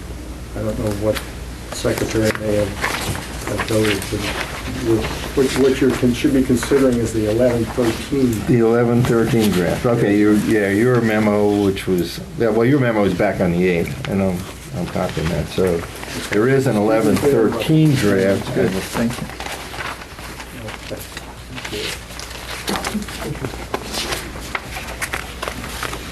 Well, actually, It says 11/13. doesn't. I'm sorry, guys, where do you see All right. 11/13? I've got 11, I got 11/28 on the back of 10/28. I got a it. motion 10/28. for the director's compliance, that's what I have, but I don't see 11/13. and then I got another, it says right down here. 11/13. That's because that language was in Jim's email, where he called attention to the fact that the proper reference was that, Oh, right? That's correct. That message that you have Yeah, I think I've predates. seen it, too. why you listed motions that Right, predates right. these changes. Okay. I believe I did have a copy of this. Yeah. And it's somewhere in here. Well, if you want a copy of all the Okay, changes. now, in that case, you can save me the trouble, but is that proposed from 10? Is that language in here? The 1027 or 1028? Does this motion, which we have in front of us, map this? Never mind, I can look at it myself. I mean, does it include the insertion from President Rako? Well, I'm not sure I know what you received from President. This is on the 10th. That's scary, isn't it? This is on the 10th. Well, that in itself is. Let me, And since I have it, it was in an inbox thing. It's not an email, and it shouldn't take but a couple of minutes to figure it out. Pete, you had something to add there? no, I was just going to say, I mean, the new wording is in that earlier referred to November 10th memo from Bill Rako. Is that? Yes, it is. Okay. And where do you see it in the MO? You're looking at 1028, correct, Dave? I'm looking at, no, I'm not anymore. I'm looking He's at, looking at- I just was handed a new one. I'm looking at 11/13/09. 11/13/09. Yeah, well, And Dave, that contains the language that And- tracks against the memo, right? and I would, yes. Okay. Okay. Well, we're still in discussion on doing this. Well, I'd continue. I won't vote for this. I don't believe that substantial a change can, I mean, I understand that as we try and move these things along, we're going to go into a first reading. We're going to make some little changes, and we're going to see, just as we did in the one before. I mean, and we're not hard over on making some minor changes and saying, okay, you know, we've done it. We've accepted it first reading, got a second reading, and you go in and you vote for it. You still have that whole time to do it. But on the other hand, when, you know, you have a case like this where as little as 8 days ago and after the first reading, we have a substantial change that's been inserted into it, which we haven't discussed or anything, then I maintain that we have not had a first reading of this. And moreover, I don't think, at least in my case, and again, I'm coming from behind, have had adequate time to look and see what the differences are from change to change to change. Yeah, this is pretty interesting because the changes are an attempt to respond to the discussion at the last meeting and also an attempt to respond to various comments and input received from various members of the community.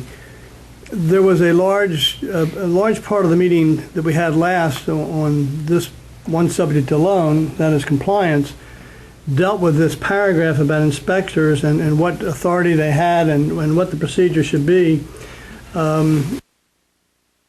Representing at that time a member of the public, and that was Joe Reynolds, and who made a very, I would say, passionate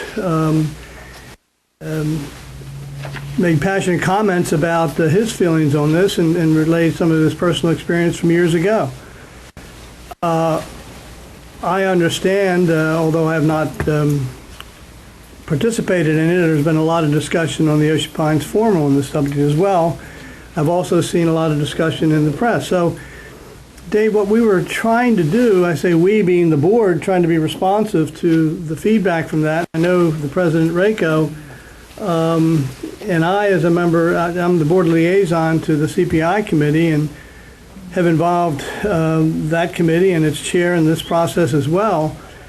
So what we've tried to do with this language, and I say we being those of us who have talked about it, and I know Bill Rako authored this memo, and he and I then subsequently talked about it, is to try and respond to those who were being critical of it, in all sincerity, concerned about the privacy issue.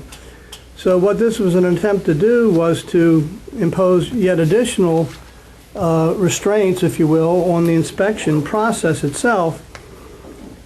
As I see it, the key change was simply to go from what the earlier version said, which was that a CPI inspector who, when knocking on the front door to try and gain access to view a violation or observe a violation that he could not otherwise observe from the street or from, without entering on the property, if he encountered a person at home and asked for permission, he was to leave immediately. No further inspection. On the other hand, if no one responded to that knock on the door, the earlier version allowed that inspector to go on the property if need be, in those limited circumstances, to observe the violation. The new language says that's not the way you have to do it. First of all, if no one responds by answering the door, you're not allowed under this to go on the property. You must then go to neighboring properties and seek access to the alleged violation by that means. Only as a last resort are you then allowed, Mr. Inspector, to go on the property. So what has been done here in the interim is respond to various comments received from the public to try and tighten this up and try and restrict the occasions on which an inspector would have the authority to go on the property. I can read So both that of was these, it. and I can understand the rationale for it. But what in fact has been done is that two board members have sat down and decided on new wording, which is inserted 10 days ago, and unilaterally changed the resolution from what was discussed at the last meeting. That's what happened. It doesn't matter why it happened. I mean, it doesn't matter whether the new language is better than the old language. That is not the correct procedure. That means that anybody can change anything at the last minute and say, oh yeah, we had the first reading. All I'm trying to do is do a good thing. I understand. Let me just respond to that just a second. The November 10th memo, and I recognize it's November 10th, says we received input from various people on the inspections portion of the draft resolution. Here are some thoughts for consideration, and so forth and so on. So, Marty, you had something on there? I'm as close to this as anybody. I served on the task force, and everybody knows I'm opposed to it, and that hasn't changed because the inspection part of it, or the trespass part of it. I've not seen or read this until, I mean, this is my first look at it. I mean, everybody says that we got it. I didn't get it. Now, put that aside a minute. I do believe the changes define a new first reading. I mean, they're different. But Pete mentioned, that there's been discussion on the forum, and I understand that. just for the record, I understand there has been. the forum has a poll out there, and it's comprised, for the most part, of membership of Ocean Pines Association, the people we serve, our constituency. 4-1 opposed. Now let's throw those nutcases out. You mentioned the press. There's been a lot of discussion on the press. They're 3-0 opposed to this property rights issue. Now, I know that I'm the, henny penny in this deal, but obviously I'm not going to vote for it. But I really think, because of the seriousness of this, you better have your ducks in a row. You better have your readings meet the test of your other policies and resolutions. And I say yours because even though I'm a member of this board, I would put a match to this whole entire pile of paperwork and go right back to the one that's been in existence for the last 8 years, which does not grant blanket trespass rights. Les, you had something on that? I just want to say that while I'm not totally opposed to some of the changes that have been proposed, I'm convinced in my own mind that there have been changes and that's a substantial change. So that we should be starting over with that. Well, starting over, at least defer until we can set up a meeting to discuss it. And that would be a first reading, that meeting. I know, Jim, I know. I'd rather get it off the table, but Yeah, why- I haven't read it. Why, Dave, would we not have the discussion here when everybody's now aware of it? Well, because when you say aware of it, I mean, I looked through this memo at something like 11 o'clock last night and read through it, and then tried to map it to this one, which I don't believe I even had, but I did have two others, that one which was redlined by Jim and which was addressed in his memo, the one I've been reading from to get all those motions out, and then a second one which is in black line. I mean, if you're looking at the merits of what's generally being proposed. Marty and I, we know we disagree. We're on other sides You of and I of the coin. disagree? We disagree. We do Yeah, impossible. once in a while, you know. But you know, the one thing that I do feel about this is that it really doesn't address the primary issue. And it skirts around it. It tries to find all kinds of little procedures that'll make it okay. It either is okay or not. We either have a right to go on property under certain circumstances and, you know, with full protection of the property owner, or we don't. And, you know, I think if there's, it's not the only thing in MO1 that skirts around issues either. I mean, MO1 is about process and procedures. Jim said it inadvertently, I think, not intentionally in his letter, that it doesn't tell the property owner, it doesn't say what things we can execute against the property owner. It doesn't solve, as we'll find out and make painfully clear a little bit later in this meeting, it doesn't solve the general issue that we were supposed to address to begin with. Amen. Oh, I'm sorry, and what is that general issue? Well, the issue is, what do we enforce?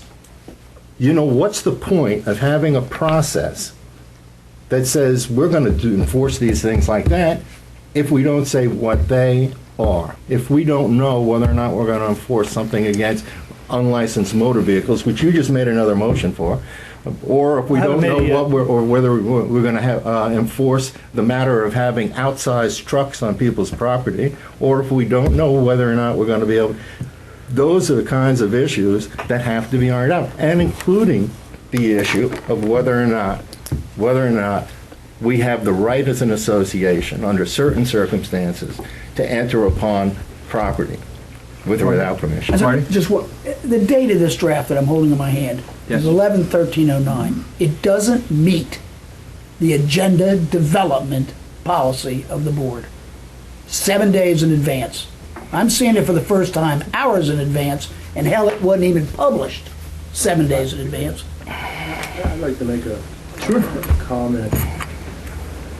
You know, address something that first that Dave said and then something that Marty just said.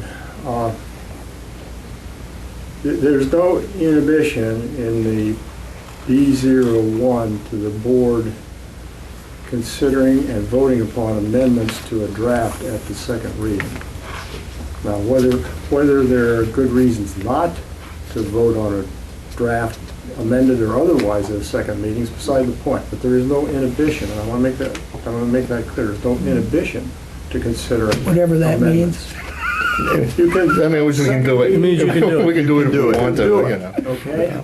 I know Jim a long time. I proven that can for trace years. it. The second comment is I'm baffled. I understand, first of all, there have been a number of drafts that have gone around, and there are things that now, hang on a minute, Marty. There are things that were in a message to the board of directors about motions that included a draft that has changed since then, and that has added to the confusion. The guys, on Friday afternoon, I transmitted to each and every board member, and I believe Tom, the draft of 11/13/2009 with it, and I don't have the letter in front of me or the email in front of me, but I'm virtually certain that I said this is what is to be before you at the next meeting. I have And I don't every one of your understand. emails. There was no attachment to this one. Yeah, well, again, Which is November I had an issue of a blank screen on my computer and a computer I'm going to have to send back to the factory, but, you know. I I mean, I can go through my notes, but I don't have it. I understand why you're not getting the information, Marty. Bill Rako's not getting any of the director letters. All right, well, let me, There's a problem all right, well, with, let me jump in on this. Bringing it up, it's irrelevant. No, that's fine. Let me, if I may, I've let everyone else have their say. I'd like to have just a couple minutes here. absolutely not. Appreciate that. Newbie vice president. This obviously is a pretty, I would say, intense situation right now from a debate of whether we can, we can't, and what we should have access to. Let me kind of run through my mind, and anybody can jump in and say, Bob, you're off base, or what have you.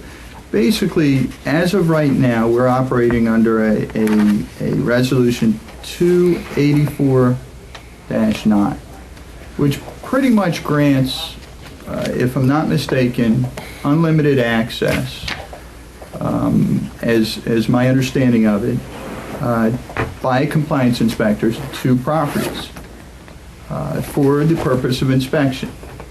We live in a homeowners associate, or live in Ocean Pines, which is, we have our homeowners association, to protect property owners, the values of their properties, the ability to live in a community that maintains property values at perceived higher level than someone that doesn't have these types of covenants or restrictions.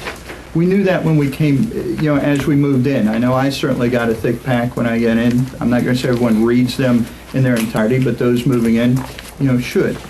So I think the whole purpose and intent as we address this issue and all the effort that has gone into it up to this point is with that thought in mind, protecting our property values and giving us the right to live in a community that's upkept, that's kept in good, proper order. That's the intent here. Now, I as much as I would like to say, yeah, let's just get this done and behind us, just by the confusion of the board members present, 1113, 1110, I'm looking at memo from 1028, I'm looking... 284-9, because you're confused about that. There's no mention about any trespass or going onto a property. Well, Marty, I'm not confused about it. I've actually read it. It's right here. There's not one word about inspection. Understood, but we've got to apply, and I don't mean to be disrespectful, but there's some common sense. How else do we live? Well, I know it may not be something you agree with, but my thought is, the reason for the inspection is to protect all of us from properties aren't being upkept, from health and safety issues that may be arising. It's like telling a police officer, you're a police officer, but you can't pull anybody over.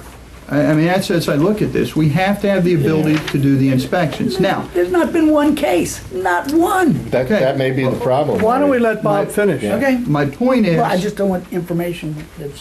Well, that's all right. Again, that's why we discussed this. I think because of the nature of this particular issue, my opinion, and again, we're going to be able to have a vote on this momentarily, but my opinion is we wait till we all have a very clear copy. There's not the perception that one or two or three people have looked at this. I will tell you, Dave, I have seen this. I've seen the proposal. It came via email, but in light of, we have had email problems as a board over the last month. We all recognize that. You had a recent computer crash, as you've acknowledged, so we all really haven't had time to necessarily see it in its fullest. I think in all fairness, in addition to Gail's point right from the beginning, I know we had the open meeting, and I know that it's published, and Pete, I know we'd like to move forward with it, but I think in fairness to everybody, we get clarity today of which one we're going to at least review. We post it on the website, and we table it, in my opinion, to the next board meeting, give everyone a fair chance to look at what's out there. I'd like to withdraw my motion to approve the ML1. Okay. Do we have to act on the first motion first? What's the appropriate course of action? That is your... It has been properly moved and seconded. Yeah. Okay. I think it can be withdrawn by the person who made the motion. It was made. And yeah, it was seconded. Yeah. Yes, it was. Okay. The second has to approve. And it was, the motion In order was to withdraw review- the motion, the seconder has to also agree to the removal of it. Exactly. And who was the second? Did anybody second it? For purpose of discussion. For somebody discussion, did. we I did. believe I did. I believe I Okay. did. I have Okay. GOMSAC. That would be Okay. GOMSAC right here. Okay. And Do you you're, agree? I withdraw the motion? Or, I don't care. We can call the question and vote on it, too. No, I think in light, I'd like to offer a few comments. This subject has been on the table for a very long time. And Jim, I give you all the credit in the world for trying to see this through. Jim Kerner and others from the CPI have been involved in this task force that has been in existence for a long time. Marty, I believe you have been part of that task I force. have, since March, which is... I have only more recently become a member of the task force. And there has been an enormous amount of effort and time put into this subject. And the whole purpose of it, it seems to me, Bob, is reflective of what you just said a moment ago. We have a responsibility as a board to protect our homeowners, members of our association. And we are trying to give as best we can the proper attention to this subject. We're trying to give the CPI department and the inspectors the guidance that they deserve from the board. We, as a result of this process, are going to tighten up the restrictions to make it much more clear as to what can and cannot be done. Dave referred earlier to, we're missing the point here, or some such thing, but I think the DR is really are the thing that really provides the ultimate restrictions. This is a mechanism to enforce the declarations of restrictions. We're not amending those. Those remain in full force and effect. We're trying to provide clarification to the process of living up to our responsibility as an organization. That's what this is all about. And as Bill Rako in his November 10th memo to all of us, whether you had computer problems or not, I hope that you got it, and I think everyone did. He said the purpose in this revised number C, modify the existing draft to ensure that the intent of the board is understood and that members' rights are protected. That language, I think, surrounds what is being attempted here. You know, Having said, I'm not finished. I know. Having said all that, I am perfectly willing to withdraw the second. I agree with the comments here in light of this discussion that we ought to defer action. However, I would like to see us not postpone the first reading to another meeting and then have another meeting after that in order to further consider it. I would like us to move forward with the process, not unduly delay it, defer action on the motion before us today, but make sure that we're in a position to do so at the next meeting. And if that requires deeming this to be the first reading, then I would like to see that happen. And I'm happy to make whatever motion parliamentarian-wise is necessary to have that occur. Well, And I would object on the grounds that we haven't had 7 days agenda development. I believe it has to be put on the agenda, and I believe it has to be read anew, number one. If that is the case, then I will do everything I can to convene a special meeting of the Board of Directors to make sure this thing doesn't drag out another couple of months. Great. That's fine. that's fine. But I'd like to hear a response. We don't have our lawyer here. And by the way, Dave, at our last meeting, we did have our attorney there who responded to a number of the questions that were raised, a number of the concerns that were raised, and the debate that went on. I think that meeting was 2.5 hours, was it not? Yes. And we had a very, very full discussion. This is not something new, all right? The attorney was there, the attorney responded, even questions from the public on rights and so forth. So, you know, I just think, fine, let's defer it, but let's get on with it. Vote it up or down at the next meeting, whatever it needs to take. First make that reading at the happen. next meeting, second reading at the meeting after that, and then you can vote it. Why cannot we have first reading of this again? Today? Yeah, You can if you get a consensus of the board. I'm opposed to it because it doesn't meet okay. previous policy. All right, then am I in a position to put forward, I've withdrawn my motion. Okay. I withdraw my motion's second withdrawn action. for the, got it. I'm sorry, I'd like to hear from Jim. Director Clark, please expressly state your objection Thank to you. first reading at this time. I did not have any time to read the M01. It was placed on my desk this morning. That, personally believe that that's a good Can't be. objection for you to vote against anything involving it. That's not a good objection to considering this a first reading. I don't know how you can object to that as a first reading. That's your responsibility. You'll have plenty of time to fully consider this, to render a vote at the next meeting.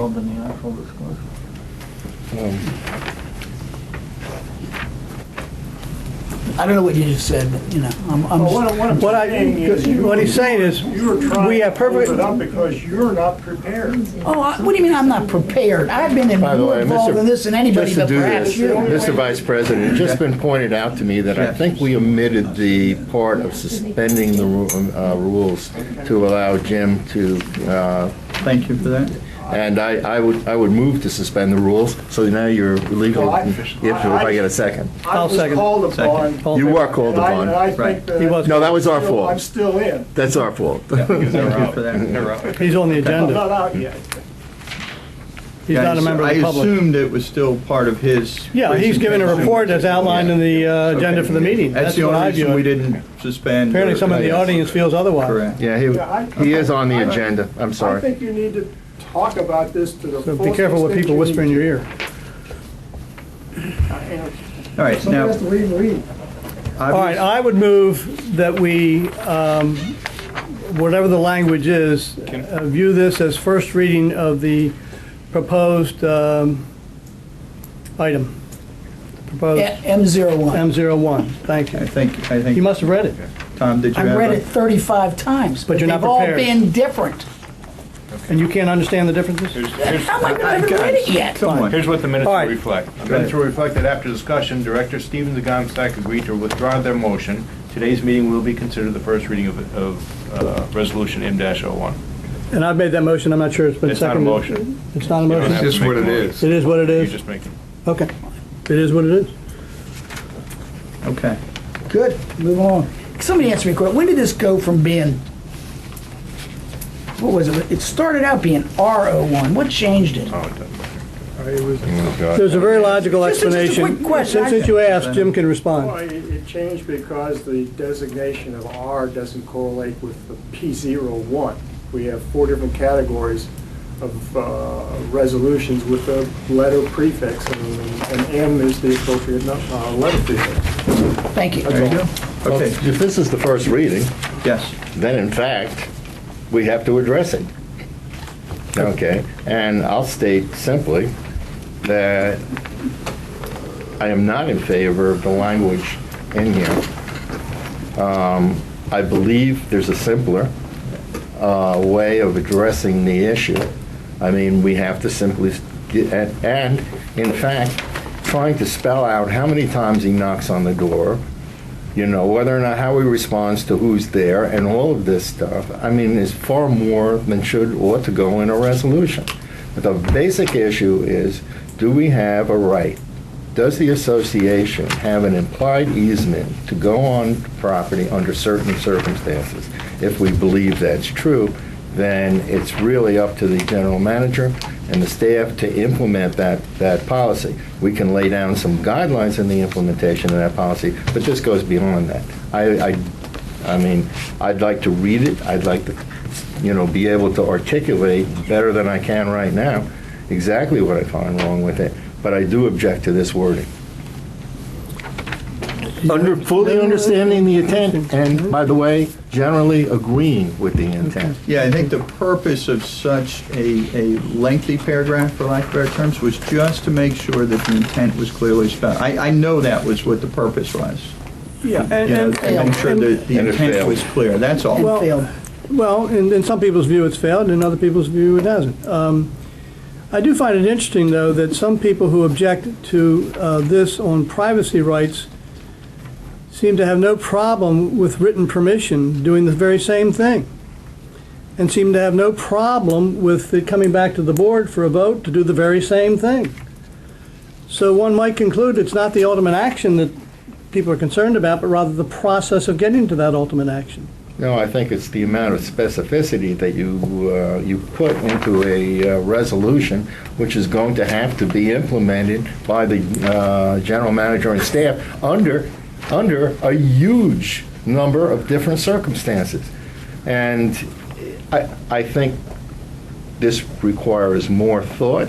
I also object to the way it was entered into it by a simple memo, which wasn't an email either, by the way, at least not for me. Well, that's part of why we're tabling it. And We're moving it. I believe it needs to be tabled. But now, how do you handle it as a We've agreed first to that. reading? I can ask Jim. Okay, now here we are, we've got it, what do we need to do with it in a first reading? Read it? If the board comes to some agreement on a change that it wants to make, that change would be made. We have to make that change right now. You have to make the change right now. Or can you just have a special meeting and make the changes? We would need to publish, the appropriate way at this point, correct me if I'm wrong, would be to publish or to decide to table this. Everyone has a chance to review it, come back at a special meeting at a later date, as long as we have 7 days prior notice. have that meeting, open for discussion, come up with the wording. Get a final version. It's a final version. Yes, I would Is that like to correct? have the opportunity to sit down, think, and write something out. I'm not that Understood. fast on my feet, No, as no, everybody's understood. already noticed. I'd like to have the chance to sit down, think about it, Fair. and write an alternative to this. Or maybe, who knows, if I read it another couple times, I say, hey, I was wrong. And at that point, we have a meeting, we discuss it then, that becomes our first reading. Then we're able to make the motion and approval at the next board meeting. Yeah. All right, Would that be? no. You're having a No. meeting now. I- Reading, I'm sorry. But if we're going to We change have the agreed, wording, no. That would be the first reading perhaps of a new one. But what we have now is something on the table, on the website. Jim, is that correct? Yes. yes. The version this that we is- have up, and we're postponing action on this morning, is on the website, correct? Yes. Yes, Thank you. So we do in fact have a proposed MO1. okay. That is what I call the first reading of MO1. If someone wants to subsequently revise it, then have at it. But right now, we've got something on the table, something that's made available to the public, As a and I, first for reading. one, agreed to postpone taking action on that today, but I also wanted, and I believe the board has agreed, that this is in fact the first reading of that particular MO1. Okay. I don't know. Somebody wants to later rescind that and just substitute MO1, that's We fine. called this a first reading, we've read it, we've discussed it. Okay, now we have to have, and what I want to do is, in fact, look at this and recommend changes to it. Okay. Okay, now how do I do that? And, can go home with it. once I've done it, and assume the changes are about the same level of changes as President Rako put in on November 10th, I send it out to the rest of the board. Do we have a second reading after that? We are, Jim, Okay. Tell me Go how I ahead, get there, please. Jim. because this is first reading, next is second reading. I've got Gail here to correct me where I go wrong. First of all, the B01, I'm going to read it, the applicable paragraph, and I'll tell you what I think it means, and you can decide for yourself. Adoption of resolutions at any open meeting of the Board of Directors subsequent to the first meeting at which a proposed resolution has been introduced. The board may adopt the resolution, including amendments duly proposed and voted on, provided the proposed resolution is included in the published agenda and public comments are permitted before the resolution is acted upon.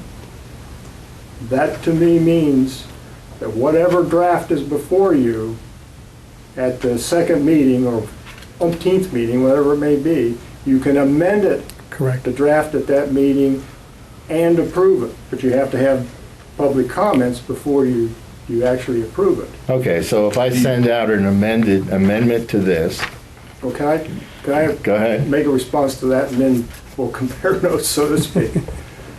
What has happened on M01, getting to the 1113 draft, has been the participation of various people, and Pete has already acknowledged that Pete and Bill Rako and I participated to a certain degree. And Bernie McGovern did Not too. entirely, not in the whole thing, but the changes came to me, and as the chairman of the Bylaws and Resolutions Committee, I updated the draft, distributed the draft, posted the draft on the or had it posted on the website. I can't do it myself.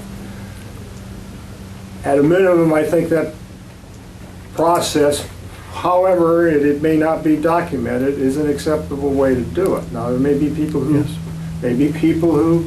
who disagree with it. There will always be But I people would who not disagree. do anything like that unless it came from the president of the board of directors of the association.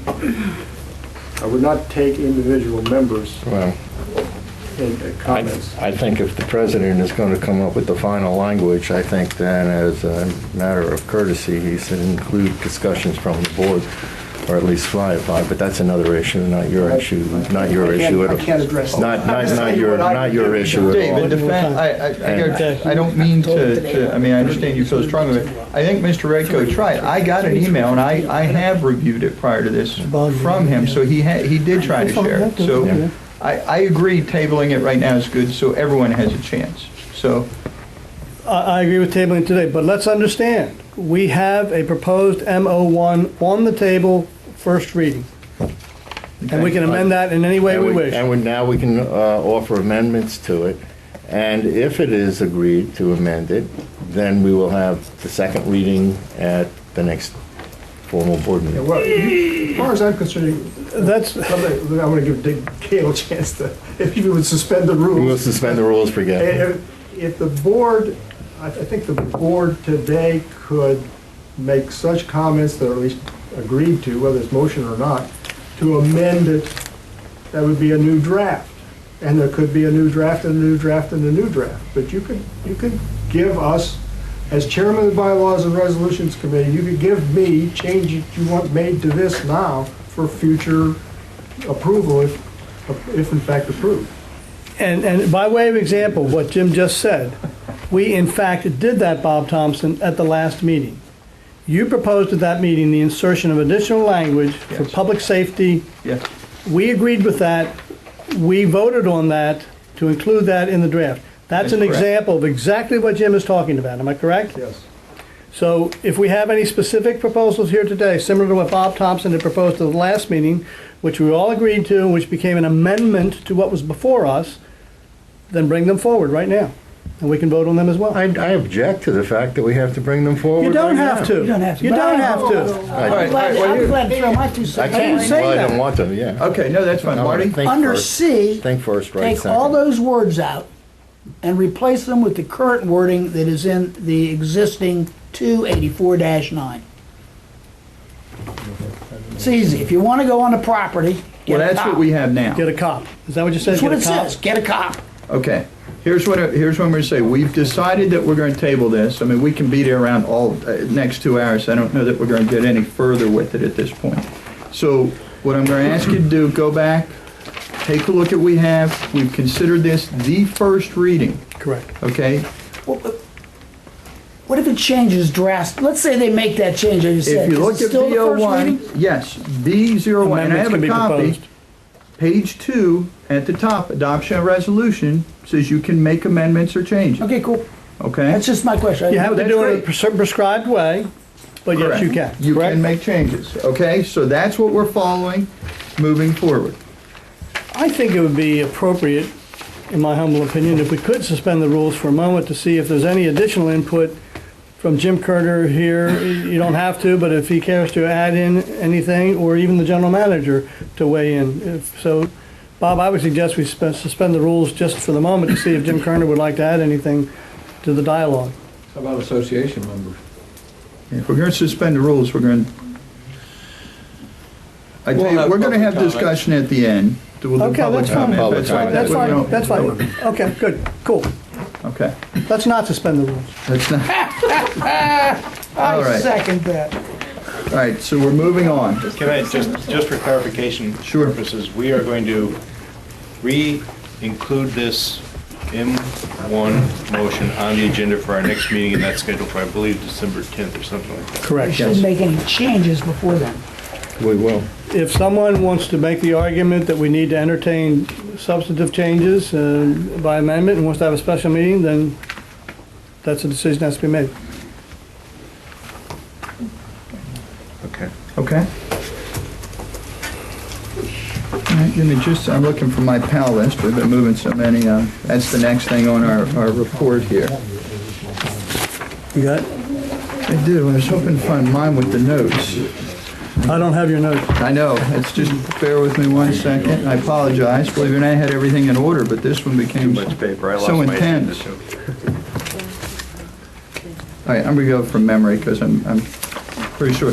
All right, with the You want a understanding. copy? No, I have a copy, He needs his I had notes. notes, I actually did my homework. We did and- add in number 8 for advisory Yes. committee reports. Yeah. Number 8. All right, with the understanding, it should say PAL right on top. Thank you. Thank you. Okay, with the understanding, this isn't to take any action on necessarily right now. This is just to keep it at the forefront of our focus so nothing slips through the cracks. Resolution review. Dave, do you have any comment on that at this point? No. Yeah, I was about to say, I think we did that one around. Jim has a lot of them, but they're unprintable. Okay. You might want to add under date, 12 of never. Okay, delinquent assessments. Pete, did you have any comment at this point? I do. I have put together a several-page memo, which I have distributed prior to this meeting. It's informational. I'm not calling for action. Here. I got it all right here, Dan. Everybody have it, by the way? Yeah. Went at 7:45 last night. Yep. And again, I've been reporting verbally on this and just giving you an update. Essentially, what I want to, I'm learning as I go, and there was a resolution F04 passed by the previous board, effective date of which is June 17, 2009, that really reflects a process for pursuing delinquent assessments. And I think it's quite good. It sets forth a timeline, July, August, September, filing liens by October 31st, attorney's letter November 30th. It also provides that by March 1st, there will be a review of all delinquent accounts, and by a group consisting of the treasurer, a member of the Budget and Finance Advisory Committee, the general manager, the controller, and the assessment supervisor. The purpose of the review is to determine in each case what additional steps should be taken to gain compliance, to provide an update to management and the board of directors on their overall assessment status, and to make recommendations to improve or change our policy. It then goes on to address the subject that has been receiving a lot of attention, and that is foreclosures, when we should, why we don't, et cetera, et cetera. The last item of that particular resolution, again passed back this past summer, provides that on the foreclosure on the properties of delinquent members, except for those properties where the association considers it in our interest not to do so, the decision shall be based on the recommendation from the review conducted during March of each year.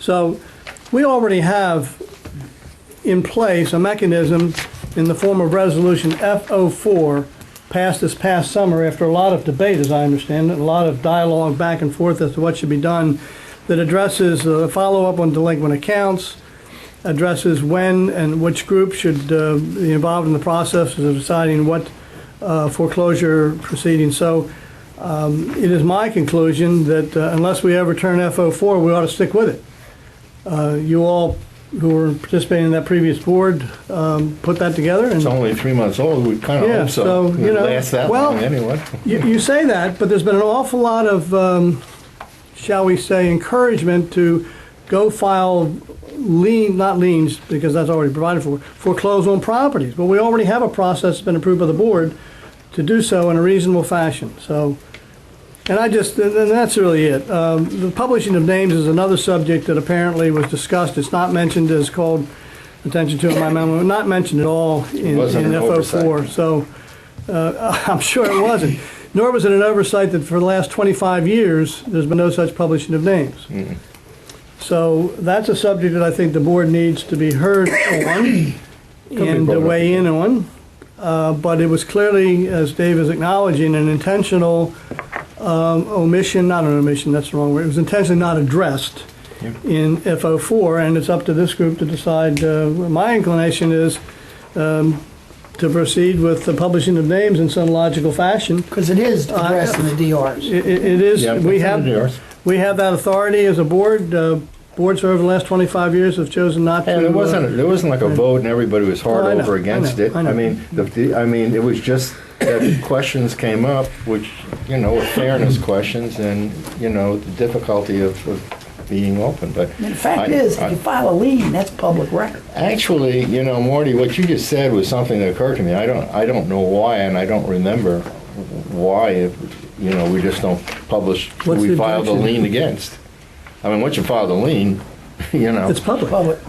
yeah, and So we could put that in there. You may recall, I wasn't here as to Yeah. what the rationale was for intentionally not addressing it, and what the reluctance has been historically. I do not know. I don't remember discussing it in the context of filing the lien. Maybe Tom does.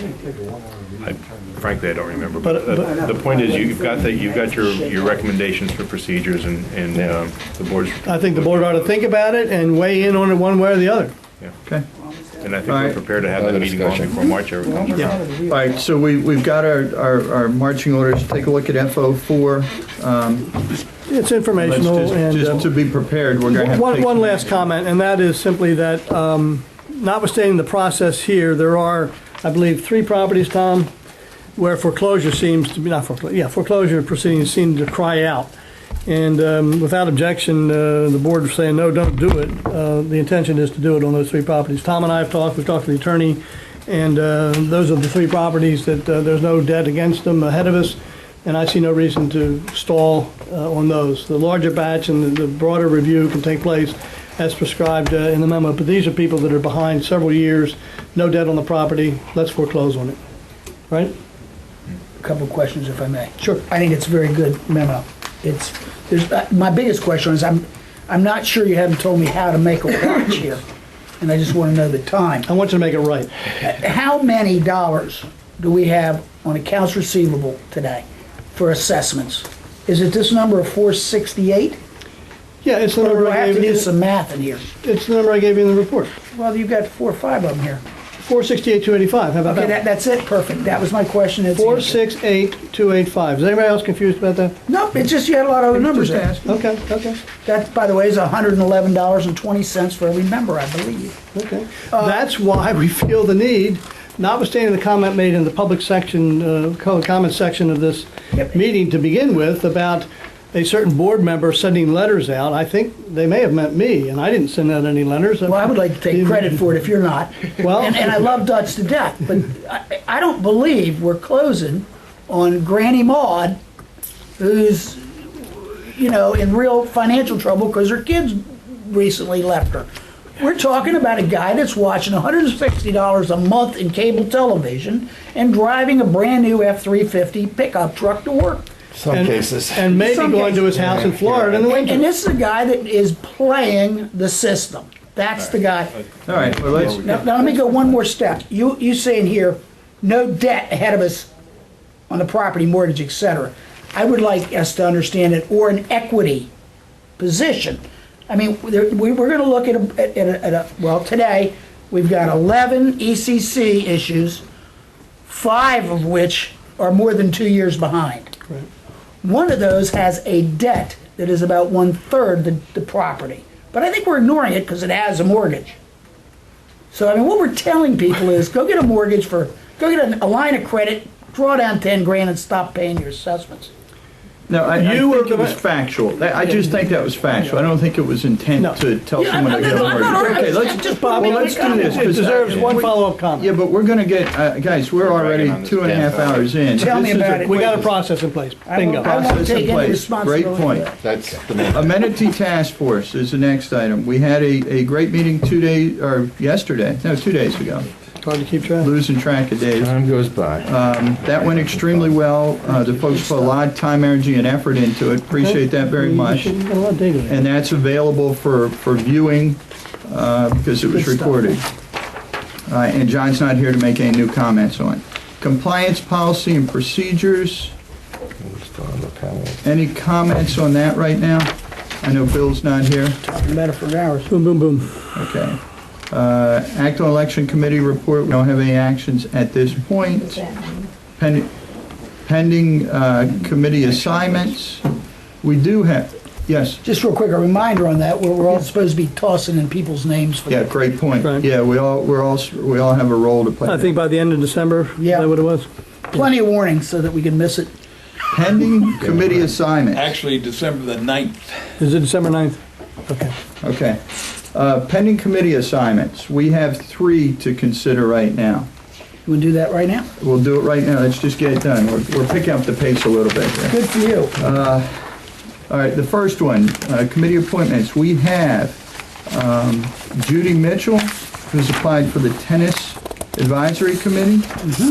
It would appear it's approved through liaison, it's approved from the committee chair. Would you like me to do all 3 at once? Or do you want? Yeah, I'm gonna do all Rather than Non-controversial, boom, approved, I boom, think boom. it's just yeah. recommended. Okay, so that one's recommended for, personally, but. that one's recommended for approval. I'm not one on the other one. The next one is Timothy Mullen. He has submitted for the Marine Activity Committee.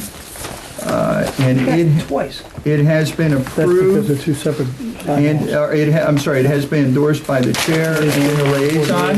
Two pieces of paper. The last person is Paul Silverman for the Marine Activity Committee. It has been vetted through both the chair and the liaison. So all three are up for approval, You just appointed them. or appointments. They're all. Appointments by the president, you're acting in place of the Yeah, president. without objection. Without objection. And They're appointed. they're all appointed. Good job. Thank you. As we move quickly. Come on, pick up the pace. All right, let's go, we're still on the PAL. There's one thing we need to add, it's not on here yet. You see item 7. We're gonna add an item 8. I just haven't added it yet. Basically, advisory committee reports. We all received a packet. It should have been in your packet, or at least in your box. Yeah. And I've got to tell you folks, if you look through these, I've had the opportunity to read, these are, our advisory committees have given written reports for each of them. They've not only been put all together, stapled together. Terrific. But Mr. Bill Rako actually went through and did a summary analysis through it, which I got to tell you, I thought was very good on his part. But it gives us the opportunity now to go through and review it ourselves. These were his points that he came up with. He's asked us all to take a look at these, run through them, understand them, and then we're going to discuss them further at the December meeting. Okay, so just take time. One of the things that we have to, the reason this is being asked of us is we have a lot of committees that do a lot of hard work. And sometimes they're not necessarily, I don't want to say recognized, but all the hard work that they do doesn't get the attention it deserves. We're trying to do a better job. That was one of the things we all had talked about at one of our first board meetings with this existing board. Yes, Dave? It's really a question for Tom. Do you have this report, this package? And have you read it? Yes. You haven't, and you've read it. And I asked that question because one of my recommendations is going to be, I have to look, I've already read the whole thing, but now I got to go back. But many of those recommendations are things that I think it's most appropriate to put right in front of the general manager. Yeah, and not only have I read it, but I've distributed it to my department heads. Yeah, for I mean, reaction. because I think they're primarily his for action. Absolutely. And by the way, I had a couple comments, just, I didn't know who directed them to go to staff, but I've already had 2 staff members grab me and say, great job, it's the first time they've ever seen something at this level, so I It's a thought very that good was process. a great move there. So anyway, so just take the time, I'm gonna add it as number 8 on our PAL list, so take the time to review it. Pending GM actions, and Tom, I know you covered many of this, but you want to Yeah. just cover them all? I actually Pretty much. did. Pretty much did. The only other thing I'd correct is on the PAL where we have that number 9 contract review Yes. board. I call that a task force rather than, Or is it a committee? really, It's going to continue on, isn't it?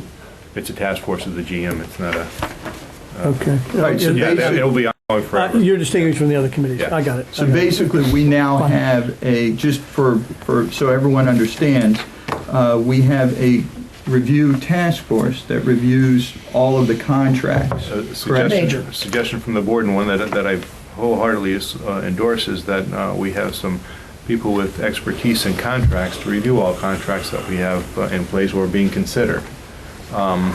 I've got some great volunteers in Mr. Ted Maroney, already a member of my task force for the 10-year plan, but also Jeff Nepper, who is a retired attorney who's got some great background, and both of them have agreed to go over those contracts and provide input for me. I appreciate their help, and they've done that. You'll be looking at one today that they've already vetted, so that'll be the first one. Miscellaneous, IRS, SBN, Done. YMCA, merit and incentive. Didn't do it. Under review by the board. No, merit and incentive, let me speak to that. It says Bill and Pete meeting to discuss. Yes. Bill and I have discussed that, and at this juncture, we think that we do not wish to bring it forward to the board for consideration, Tom, at this It's not time. ready? Or it's, It's not timing, and we think it's not ready. okay. I think it needs more substantive review, and Cool. so we just, Cool. we're But you're going on to top scratch of it. that from the list, okay? Okay, Off the list or just put it off for a while?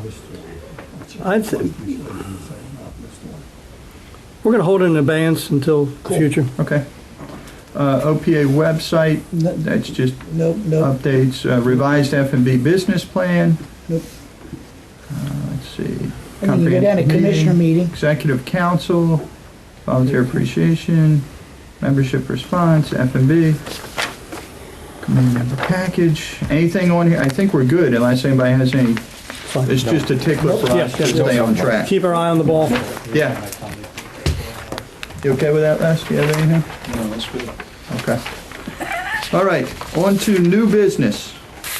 Bridge engineering. Tom? Yes. As a background, there's a financial resolution that requires that all contracts over a certain amount of money be put out to bid.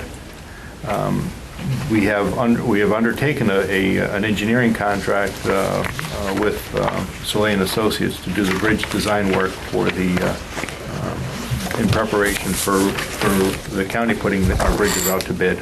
It's a substantial contract. It's about $80,000. It was started, actually the project started first in 2005 and has been off and on since then, but once the money was approved in this last year's budget, we went ahead and did that in anticipation of having to put out bids probably somewhere around this time of year.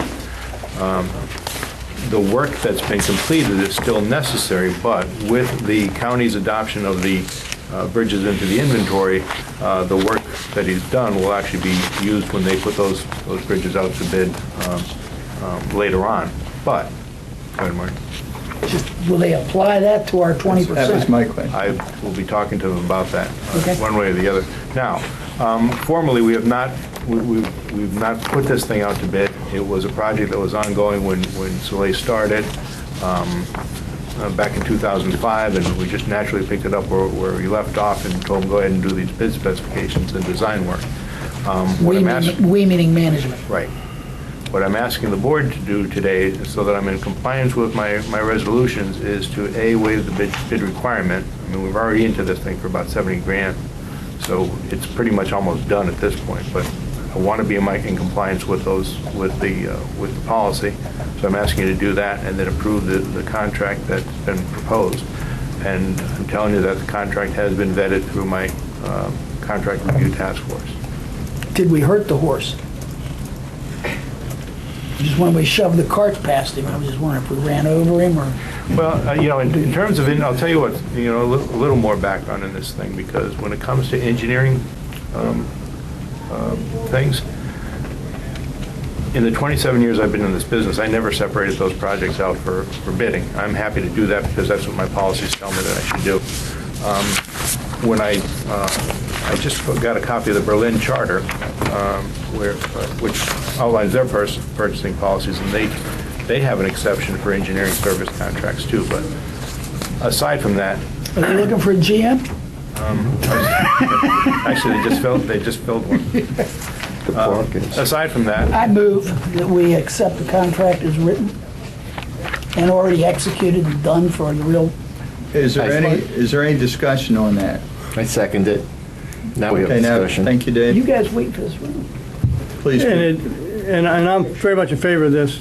But Tom, this has been reviewed by the contract review committee, which Ted Maroney is involved in, right? right, Okay. And I believe modifications have resulted from that review process. Is that correct? They have, yes. So what we're being asked to approve reflects the modifications that have been put forward by that contract review task force. So I'm very comfortable with that. It's very simple. Okay, that's all I wanted to say and confirm. Okay, any other discussion? I'm going to call for the motion to accept the Did anybody contract. second the motion? Yeah, we We've did. had it's been properly moved and seconded. All in favor? Aye. Aye. Any opposed? Okay, the next thing, and Pete, this one's yours, vehicle policy. Yes. Notwithstanding the earlier dialogue, which I kind of prevented by saying that in consultation with others, including the general manager and Bernie McGovern, chairman of the ARC committee, I am withdrawing that and I'm not going to propose that motion today. Oh, Okay. The reason is, there were questions about it, and I do want to take a moment just to tell you why we were proposing this, particularly for those who have not been involved in it before. And Dave, at the last meeting, we have a very clear example, I think, the stark contrast in how this particular current ARC guideline can be interpreted and utilized. We had the case of the Willow Way Volkswagen bus that's been sitting there for 8 or 9 years with broken headlights and fender falling off and flat tires and junk and mold and broken windows. And Jim, it's our case example of what ought not to exist in Ocean Pines. And contrasted with that, we had also photographs at that compliance meeting of a red Sebring convertible, as Marty likes to point out, very much like his car and my car. And yet because you didn't have a registration on the one, it was being cited for a violation, that is the red Sebring convertible, whereas the other one historically has not been dealt with because it, quote, had a current registration. So we found some of that to be appalling. And that was the reason for saying, wait a minute, if that's the way this thing is being interpreted, that as long as you have a current registration, you're okay, and we can't do anything about it, then we got to change that. And so that was the impetus behind the proposed change, is to tighten that up and just not allow situations to exist that clearly ought not to exist under the guise of, well, I'm not in violation because I have a current registration. That's what that was all about. So, having said that, upon further reflection, and again, I discussed this with Bernie McGovern, yet again last night after having had some discussions with him earlier this week, met with Tom actually yesterday, further discussed it. We think it needs more review and discussion before we come up with a proposed modification. We do recognize, too, last comment, that these are ARC guidelines, not board guidelines, they're ARC guidelines, and we've clearly acknowledged that. And we're working in close concert with ARC. So that's the end of the story. We're deferring action on that until we get a better handle on it. Yeah, I just want to say that I believe this is the type of clarification that I believe needed to happen. When I made a motion about 2 years ago and suggested that we have a task force. And it's frustrating to me that, as far as I'm concerned, the task force, for all the great work they did, whiffed.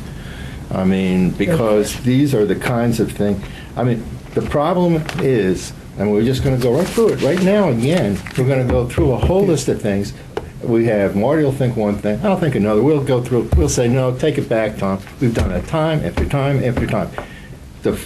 I said, look, if we can't come to an agreement on what's acceptable or whatnot, what's enforceable or whatnot, how is Tom supposed to know? Right. He's reading the same DRs that we're reading. And, I think this is a good example of what I hoped would come out of it. Marty may agree with the definition, but disagree, but it's...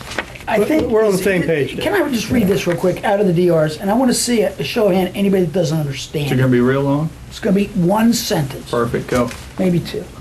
No stripped down, partially wrecked, or junk motor vehicle, or sizable part thereof, shall be permitted to be parked on any street in the subdivision or on any lot. Has everybody seen a picture of the Volkswagen bus? We all have. Is there any question in anybody's mind that it's not junk? No question. Why do we need to have a new motion? It's right here, 35, 40 years old, serving us well. Go get them. Marty, I couldn't agree more. I will tell you, though, historically, and Jim's shaking his head yes, there's been a reason that there has not been action taken on that in the past. Maybe it's the same reason that these other two here aren't I touched. think the fear of being subjective and not having enough guidance. It can't be subjective. Look at Marty, it. I agree with you. All right? We're going to deal with these things one way or the other, right, Jim Kerner? That particular one's on the agenda Go today. one step further. Yeah. I know we're in a hurry. Just to go back to what Dave said, I want to go back just to G here, and I want to read this to you. You And then lied. when you It wasn't leave here, one line. I want you just to drive around on your way home and count them. All signs, billboards, or advertising structures of any kind are prohibited, except upon application and written permission of the committee. Has anybody pulled the South Gate on a Saturday? They wouldn't allow it in the South Carolina Mobile Home Park. We look like crap. You know what the ECC's got to do? Pull it out of the ground and throw it in the trash. That's what they did with my signs for 20 years. How come all of a sudden we can't pick a sign up anymore? Policy, isn't it? If we can- Next, we do have Okay. policy. Wasn't on the agenda. There are policies on yard signs and Well, go election drive home and signs. look. All right, well, let's do that, let's keep moving on this. All right, so we're vehicle policy we've passed. Okay, next one's gonna be CPI ARC violations, and I believe they're in everyone's packet. Does this, may I ask, include the memo from Tom Olson on November 13th? Actually, that's the commercial vehicles one? No, that's actually, here's what happened.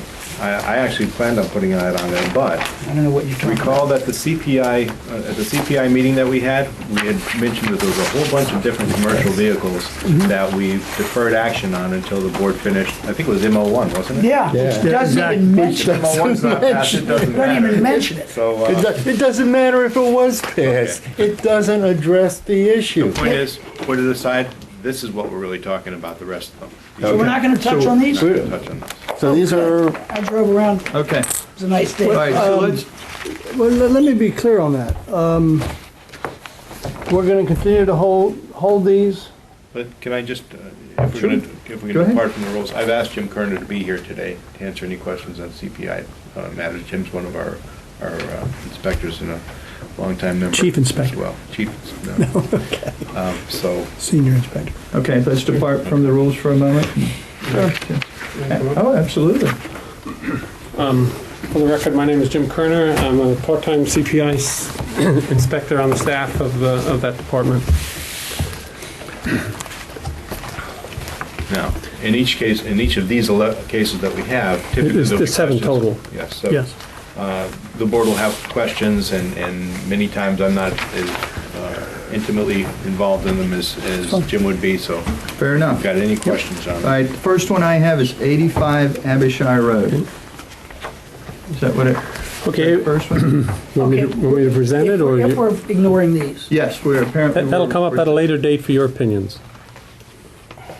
We all Go ahead, know Jim. opinions. Do you want to give us a rundown on it? 85 Abishai Road, Got it. 85 Abishai Road, as you'll see in the packet, originally had, in its initiation, had an orange Volkswagen that was once denied before, the previous year, Unregistered. unregistered. And that grew to 2 unregistered vehicles. Recently, they did remove the orange Volkswagen that was there for approximately a year and a half, and the white van remains there. The appropriate letters were sent. The member was contacted for appearing before the ARC meeting. She was notified, Wasting our time. received notification for appearance here today. Is Mrs. Jacobson here? Okay. Each of these folks have been notified to be at a meeting if they wish to make a statement on their own behalf. So we're going to acknowledge that she's not here. And to get the matters to the conclusion here, the ARC is recommending that you send this case to the OPA attorney for action, at whatever level you want action. Tom, did you have a comment at all? No, we recommend that forward to the council for action. May I? Okay, absolutely. I would recommend that management do their job, and we shouldn't be looking at this. The man hasn't paid his dues in 4 years, and we expect him to put tags on his car? Hello? Marty, I think we all understand where you're Waste of our coming from, time. but we're here to review the ARC violations, not What are delinquent you going to dues. waste our assessment dollars on sending this guy to an attorney for unregistered vehicles? Because that's our responsibility. No, your responsibility is to collect his assessments. Well, in the life of his neighborhood, I would think that your goal is to strive to promote a high quality of life, to protect the property values through the prudent use of resources built into the The people who guy live, work, and owes us $3,000. have vacation here. Okay. So As I clean up his neighborhood. As I see, and notwithstanding what your comment, Marty, I agree, 4 years delinquent issue, but I have to say, I think that's a separate issue from what we're being asked to for You got a today. collections policy that you're following. It ain't working. Well, board Okay. approved it. I wasn't on the board then. Neither So, was so the Bob. question before us is, do we send Right in this this book, particular foreclosed. violator to further action with the attorney? That's the request on hand, correct? That is a recommendation of the Are we going to ARC. deal with these one at a time, or? Yeah. You got Yeah, to. okay. you have Yeah, to. yeah, you have to, okay. Tell me again what further action does. Get a We're going to draw another line in the sand. court order to get the thing pulled.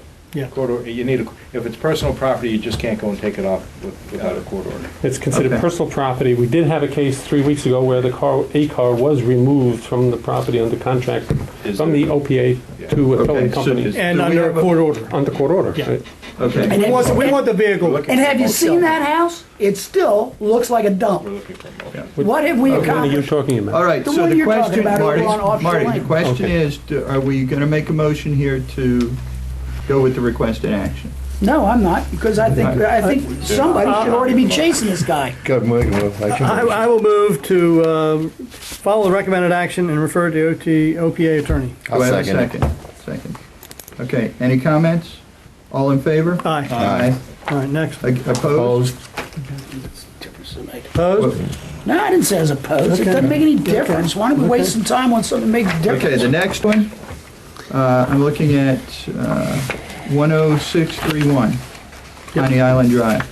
No, That's the one. 21 Oh, Falcon I'm sorry, Debris. 21 Falcon Bridge, sorry. Is that what everyone else has? the one that's 21 got the Falcon least Ridge, debris. unpaid dues. They only owe us 2 years.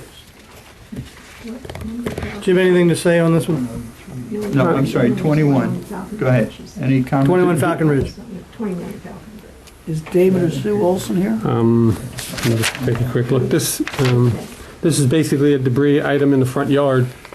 Again, the procedure has been followed, all notifications have been given. The notice to appear before the ARC went unclaimed. That is the certified letter return receipt requested. And this was short-circuited by the ARC because of its gravity. As you'll see, a notification to member of board meeting sent to the board directly from the ARC. May I make a motion? I move that we authorize the ECC, CPI, whatever, to go on the property, remove the debris, and add the bill to that, to the rest of the money this guy owes us. Second. What? Whoa. You're seconding that motion? Sure, Ed, it's, of course, That's what we're they're gonna asking charge for. them. To bill it accordingly, is that We'll what you're bill saying? it, we'll bill it accordingly. Oh, yeah, okay, fine. Yeah, I thought you sure. meant to do this. With the, No, but it's just adding it Oh, to yeah. the dues. Now, you think the guy's gonna Yeah. pay it, you're dreaming. Yeah, along with the appropriate service charge on top of it. Yeah. I mean, just for the record, and interest. each one of these, the cost of carrying out the removal, et cetera, is passed on and billed to the customer, and if they don't pay it, then it adds to the amount outstanding against the lien and foreclosure and so forth, right? That's an automatic process. Yeah. Well, Okay. it's automatic when somebody. Okay, It is so automatic. I have a motion to accept, or to, Yeah. Yeah. and And seconded. second it. All in favor? Aye. Aye. Any opposed? Next one, 70 Martinique Circle. That's a beauty. Actually, that's not too bad. This was- Anybody go buy this one? I mean, a lot of this stuff's been cleaned Some up. of it's in the back. Yeah, but I couldn't Did get you in the back without trespassing. Even though the neighbor came out and offered to let me go All right, back what- there. what- She what do you likes wanna do people here? and said they're nice people. Except it was cleaned up. She didn't have a problem. One of the violations they also had was 18-inch grass in the front, which they did not cut. So the DPW has already gone, cut it, and billed it. Okay, so that's not showing on this sheet, but it's part of the matters of extenuation / mitigation. And we added that on the unpaid delinquent dues. Yes, I sir. move that we are no- follow the Yes, yes, recommendation- haven't paid 2 2 years, 2 years. years. the recommendation of management and have the debris removed. Do I have a second? I'll second. All right, All right, can I make good. Can I make a comment here? This material is all on the ground, except for the awning situation, which, just so you know, Ripped. it's on the second floor. So it's going to mean sending our employees to, if you recommend that, to go up with a ladder and remove the one awning because it's damaged and ripped and everything else. Wouldn't that be considered a safety hazard? If we get another gale force wind, that, Oh, and sure. that I- no, could blow I'm off and just- hurt somebody. Are you I just want to asking point if- out that it's something that's not on the ground. It's Yeah, it's are you asking, do we have any second floor. objection to somebody getting a ladder and taking it down? I want you to know that that's what needs to be done if you I- complete your We clause. got it, let's go. Okay. Okay, so I have You wanna borrow a ladder? first I got and one. second, all in favor? Aye, Aye. Any opposed? Who seconded that? I did. Les. All right, so this is for the DPW to clean up and repair. Next. Next one, 8 Willow Way. Oh, boy. Okay, well, this is the one that you want to get into. Nothing wrong there. This is one for the books. I move we send it to the Ocean Pines attorney for action. I second it. Oh, you didn't even let me do my job yet. You've done your job. The books are worth 1,000 words. Okay. You want to add something? Any discussion on this? Jim, do you want to add something Who did what seriously? there? I move that we go to the attorney. And Pete I've Comstock, seconded second. it. But Jim, you want to add something to this one? I just feel bad about this one. No. Oh, no, this is important. I think. The woman that owns the house it's a 3-generational house. A grandmother, her adult son, and her grandson, who's at least a teenager, maybe 15. The son owns these vehicles that he's always got here, and he clearly has told me he will not. And she came in to tell me again recently that he will not remove this vehicle from the property. She is just stuck. Well, we're helping her out. And, well, she's going to take the brunt of it as much. And so might the neighbors. The future, it might not be go too well for her. Well, But that's what Jim's for, to take that stuff you still have to do what you have to do. in the place. Oh, All right, any other on these comments? occasions, Any on other those occasions, comments? we do A lot take of police children escort. that break their parents' heart. Yeah, All right, guys, let's keep moving this. we vote on that one? one? We have Well, never mind. Did we vote on it? I don't think we voted on that. no, we had a first and a second. All in favor? All in favor? Aye. Aye. Any opposed? Nothing. Next one, 12 Martinique Circle. Is that a repeat or is that? That's a repeat. No, it's right down the street. It's Oh, unregistered cars. The house is beautiful. nice house. He's got a lot of family problems there. We expect an eviction soon. He's got 2 unregistered cars there. He promised to get rid of them in 2 or 3 weeks, and they've been there for 2 months. The neighbors are quite upset up and down the street. Is it the owner's car or is it, Yes, the owner lives there, and it's his cars. when you say They're not eviction, what's he drivable being because neither one is foreclosed on? registered. They just sit there, right? I'm not going to get into legal terms. I mean, I'm just saying we hear eviction. What? Well, eviction is not, you can't evict an owner. They're not No, we're drivable doing it. because there's no Somebody- registration. Maybe it's, What's happening with They the just sit residents there, is not right? what we're They being do. asked. I understand that. I just was he curious. needs Okay. to repair them before he can register them All right, so and We don't remove want him to them. go too far since he I owns move that we Foreclosure, follow the right? recommended action and submit to the, send to the attorney for action. do I have a second? second. All in favor? Aye. Aye. Any opposed? Marty, you abstain from the vote? You abstain me. I mean, sending somebody to legal action that's got 3 years unpaid fees is Okay, we get it. We get it. We got that We get one. ridiculous. All right, next one is 37 Greenwood.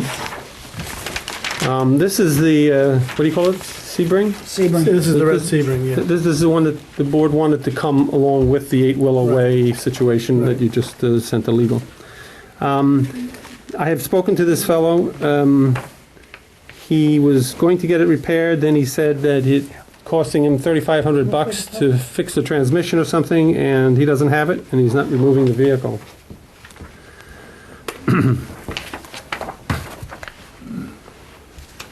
Somebody want to make a motion? Well, I would move that we send it to the attorney for action as recommended by management. Have a second? I'll second. Discussion. It's a perfect example. This house, 8 months ago, we researched the title on it. This house has got a minuscule mortgage on it, or did. The guy's smart, he went out and borrowed a lot more money. He hadn't paid dues in 3 years, and we're gonna send him to an attorney? That's a good move. Neighbors will appreciate it. Okay. Why? By the time that thing we have gets a first and resolved, we second, gotta so- own that house. All in favor? Aye. Aye. All right. I'm gonna oppose it, just because it's so silly. Next. It should be the last one. 21 Is this one Fosse being Grain. sent via Fosse Grain. What the heck is that? That's a big site. Second water town, just before the point. Oh, okay. Question, Jim. Why are we sending this one to an attorney when what it needs is a carpenter? You have to agree to hire that carpenter. You gotta Well- get a court order to make improvements. I don't think you do. I'm sorry, our declarations are real clear. But you're going in his house, you have to go in his house to help fix it. Your Okay. recommendation is to do the, Well, let's, back in February, I spoke informally with him. Dino spoke with him.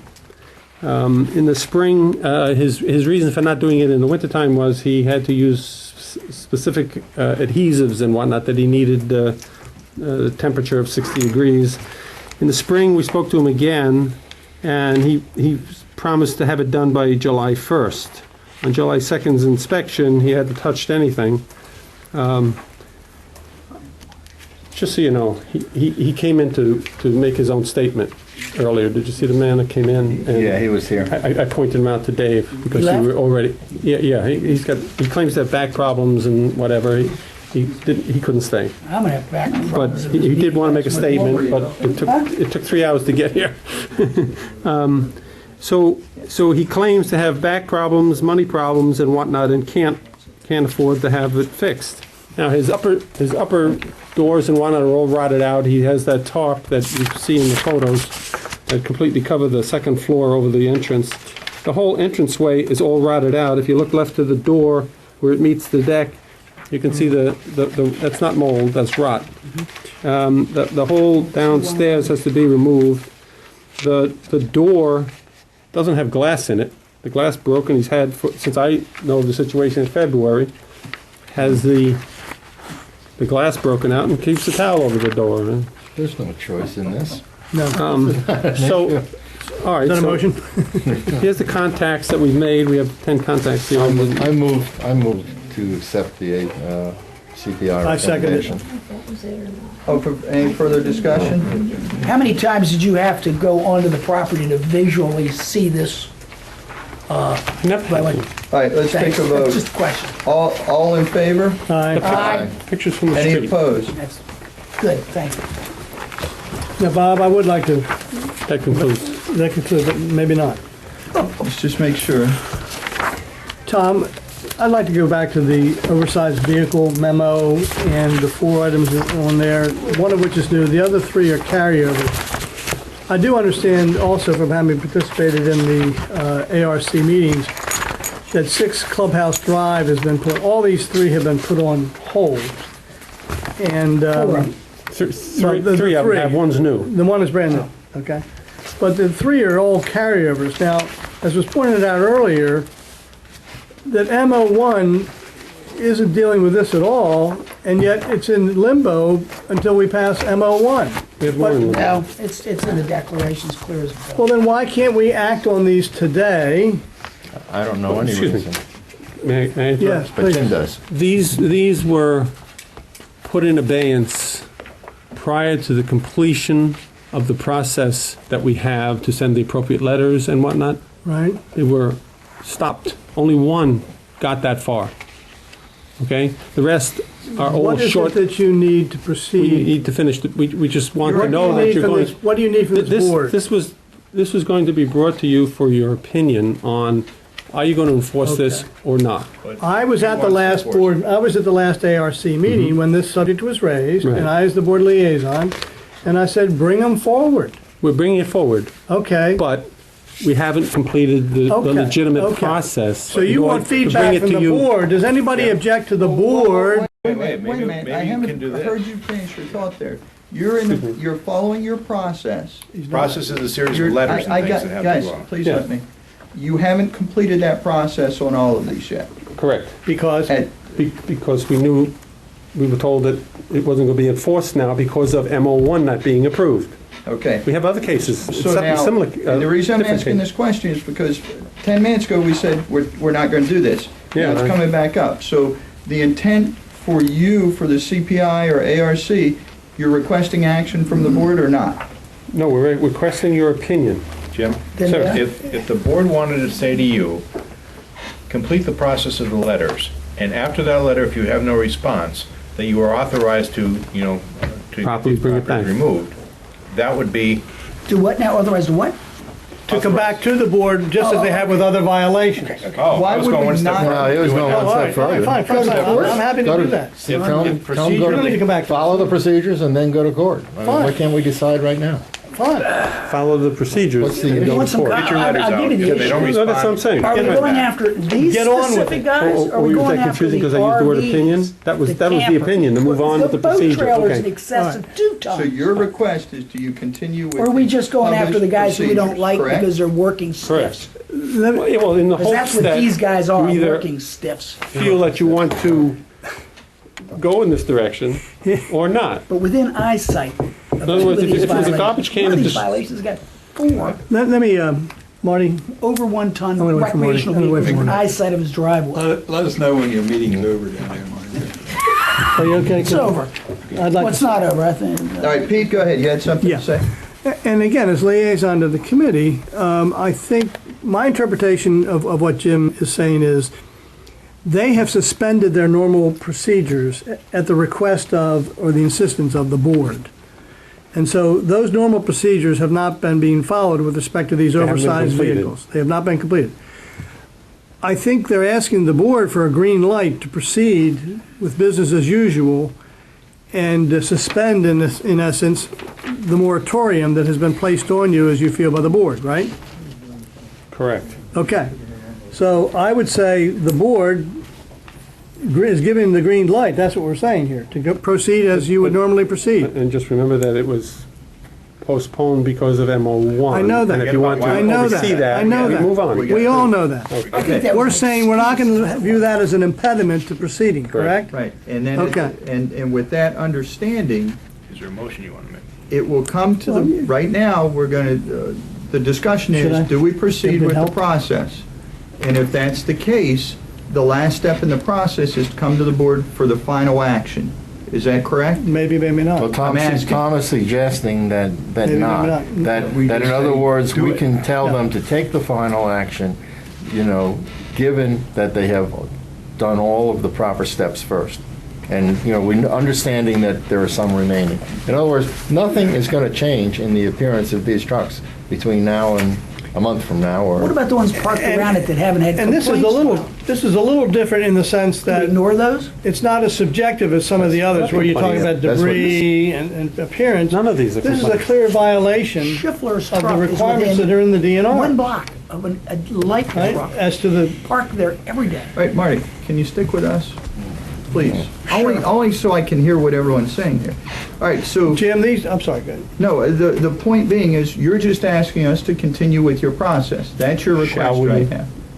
Change from our present position of waiting for hold. 01 to move on with the proper procedure. Let me make a motion then to make it real clear. You can make the motion, we'll have a second. If we all agree, then we'll discuss. and- I move that this board approve proceeding, having CPI proceed with its normal process with regard to oversized vehicles and not let the failure to pass MO1 inhibit in any way that process. What did you, now are you saying, go ahead, Jim, and send them letters? When they don't respond, come back to the board and ask for... Whatever the process It should then is. go to Enforce the the ARC. DRs. When the ARC decides what they want to do, they recommend to the board what they want to recommend. That's the I mean, we don't process. control the ARC. I'm It's the CPI. ARC. Now, the ARC has the right, as I understand it, to grant variances in cases where they feel it They can appropriate, apply for correct? variance. But this isn't your motion, right? No, the normal process. I just want to go back to the normal process, whatever that We're is. saying ignore the MO1 Enjoy the Because MO1 MO1 doesn't and even the, address and the it. moratorium. and The continue. word truck isn't in MO1. I think. Okay, so the motion is, do we allow I don't even know, CPI to if that's the continue? case, and I don't even know if I think the directive is, you're not waiting for anything, follow the The directive. process. Follow the Get pro- on with it. That's You don't exactly need a what the motion. motion says. So I don't even know if you need a motion like that. I can just I make don't that think so. Oh, correction. there seems to be some uncertainty about it. I thought you were going someplace else. No, I'm not- We're certain where we stand right Marty, now. Marty, Can we go Before it back gets to changed. why there's They've been on uncertainty? hold for 6 Okay. months. It hasn't quite been All right, 6 hold months. up, Marty, go And it ahead. really didn't have anything to do with M1. It had to do, or MO, whatever. Right. It had to do with questions of what is a 1-ton vehicle. Do we go after the excursions? Well, you can't do That that. wasn't the question. Yeah, do we go after campers? Yes. We have a. Depending on the we have a size of the declaration camper. No, what we're restriction. going Do we go after is after? these. Okay, so right now the But question. we're not going after campers and All right, boats so the question is over to time. shorten this. We have 4 items here On a that they're track. asking, do you want to continue with the process? Does anybody disagree they continue with the process? Your direction from the board is to go ahead and continue with the process as, With dispatch. okay? Well, you're telling Tom. Tom Whomever. tells me. Okay, you've gotten the board approval on that. Is there any there- question about that, Tom? Any other items on the agenda that I've missed before I open this up to public comments? Yeah, appointments to committee. We already We did already that. did that. Yeah, Thank you. Check your Thank you. video. we're fast. Okay, I'm going to take a moment now to open it up for public comments. Thank you, Jim. Thank you for anybody. You're welcome. And we recognize Mr. Reynolds. Thank you. I gotta tell you, I'm sitting here trying to think what to compare things to. And the thing that snapped in my mind was the story about Nero fiddling while Rome burned. And there's 2 items that spring to mind here. We've had all kinds of extended discussion about access rights and what the inspector can or can't do. That's fiddling. Rome's burning because the people in the community are demanding that we fix the stuff that can be clearly seen from public areas. And we debate endlessly about violations that may exist but can't be seen. The problem is what you can see, 99.9% of it. Then we've had much extended discussion about policy and procedures. But when you look at the economics of those funds, and I think it's important in any look at anything to do with economics, it's important to look at trends. And the trend is increasing losses. I'm looking at the projected losses.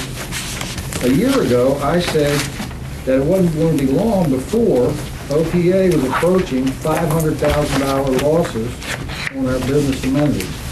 Tom's projection for this fiscal year, projected losses, $555,000 or so. Now, back when Dave Ferguson was the general manager, just 3 or 4 years ago, whatever it was, Dave used to come to these meetings, and people would come in and they would say, well, the yacht club's using this, the golf course is using that. And Dave would always blanket that with a fairly reasonable argument. He would say, oh, but you have to look at the amenities, the business amenities in total, and we're making money on those. That's no longer true. The numbers show, if I'm reading this correct, if you take the amenities, the business amenities are making money, they were $280,600 to the positive. The ones that are now losing money to the tune of $555,000 negative, indicating that we now have gone from over just a few short years of making a net profit on all amenities to a projected net loss on operations of $274,400. I think that trend, and it's increasing each year.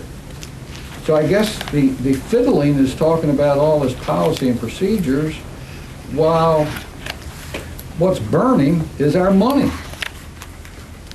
And we have very little discussion about serious ways to stem the losses, or even if you don't stem the loss, stem the increase in the losses.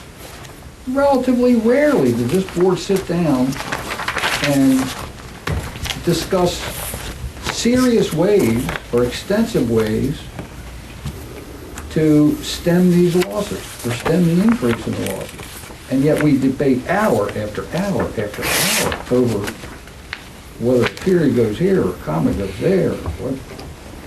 It just doesn't make sense. We're fiddling like Rome is burning in my view. Thank you. And your solution is? My solution is that the board of directors stop fiddling and start addressing the fire, throw some water on the fire. How about that, Les? All right, any other public comments? Yes, ma'am. 2 things. You did adopt MO2 today, and I have a question about it. There are several references in MO2 to club memberships. All throughout it. 4B talks about who is eligible to purchase club memberships. And on the second page, general policies, separate resolutions to establish club memberships, no club member or association of club members. Haven't we gotten away from club memberships? The swimming is not a club, it's a membership. But all the references in MO2, pretty much with the exception of charter club membership, I don't know that the term club should be involved in there unless you're specifically talking about the beach club or the swim and racket club. But nobody joins the swim and racket club. They join swimming. The second comment that I have was in connection with the B01, and Joe is going to love this, I know. This is about the adoption of resolutions. When you propose a resolution, whatever it is, you propose it in its entirety. And if you're going to amend it after the first reading, then you have to propose that amendment and vote on it. Now, if my understanding is correct, in MO1, the major change was to 6C on inspections from the original. That was never voted on as an amendment. You've had your first reading today for what has been proposed, and I know Dave Stevens has indicated he wants to make changes to it.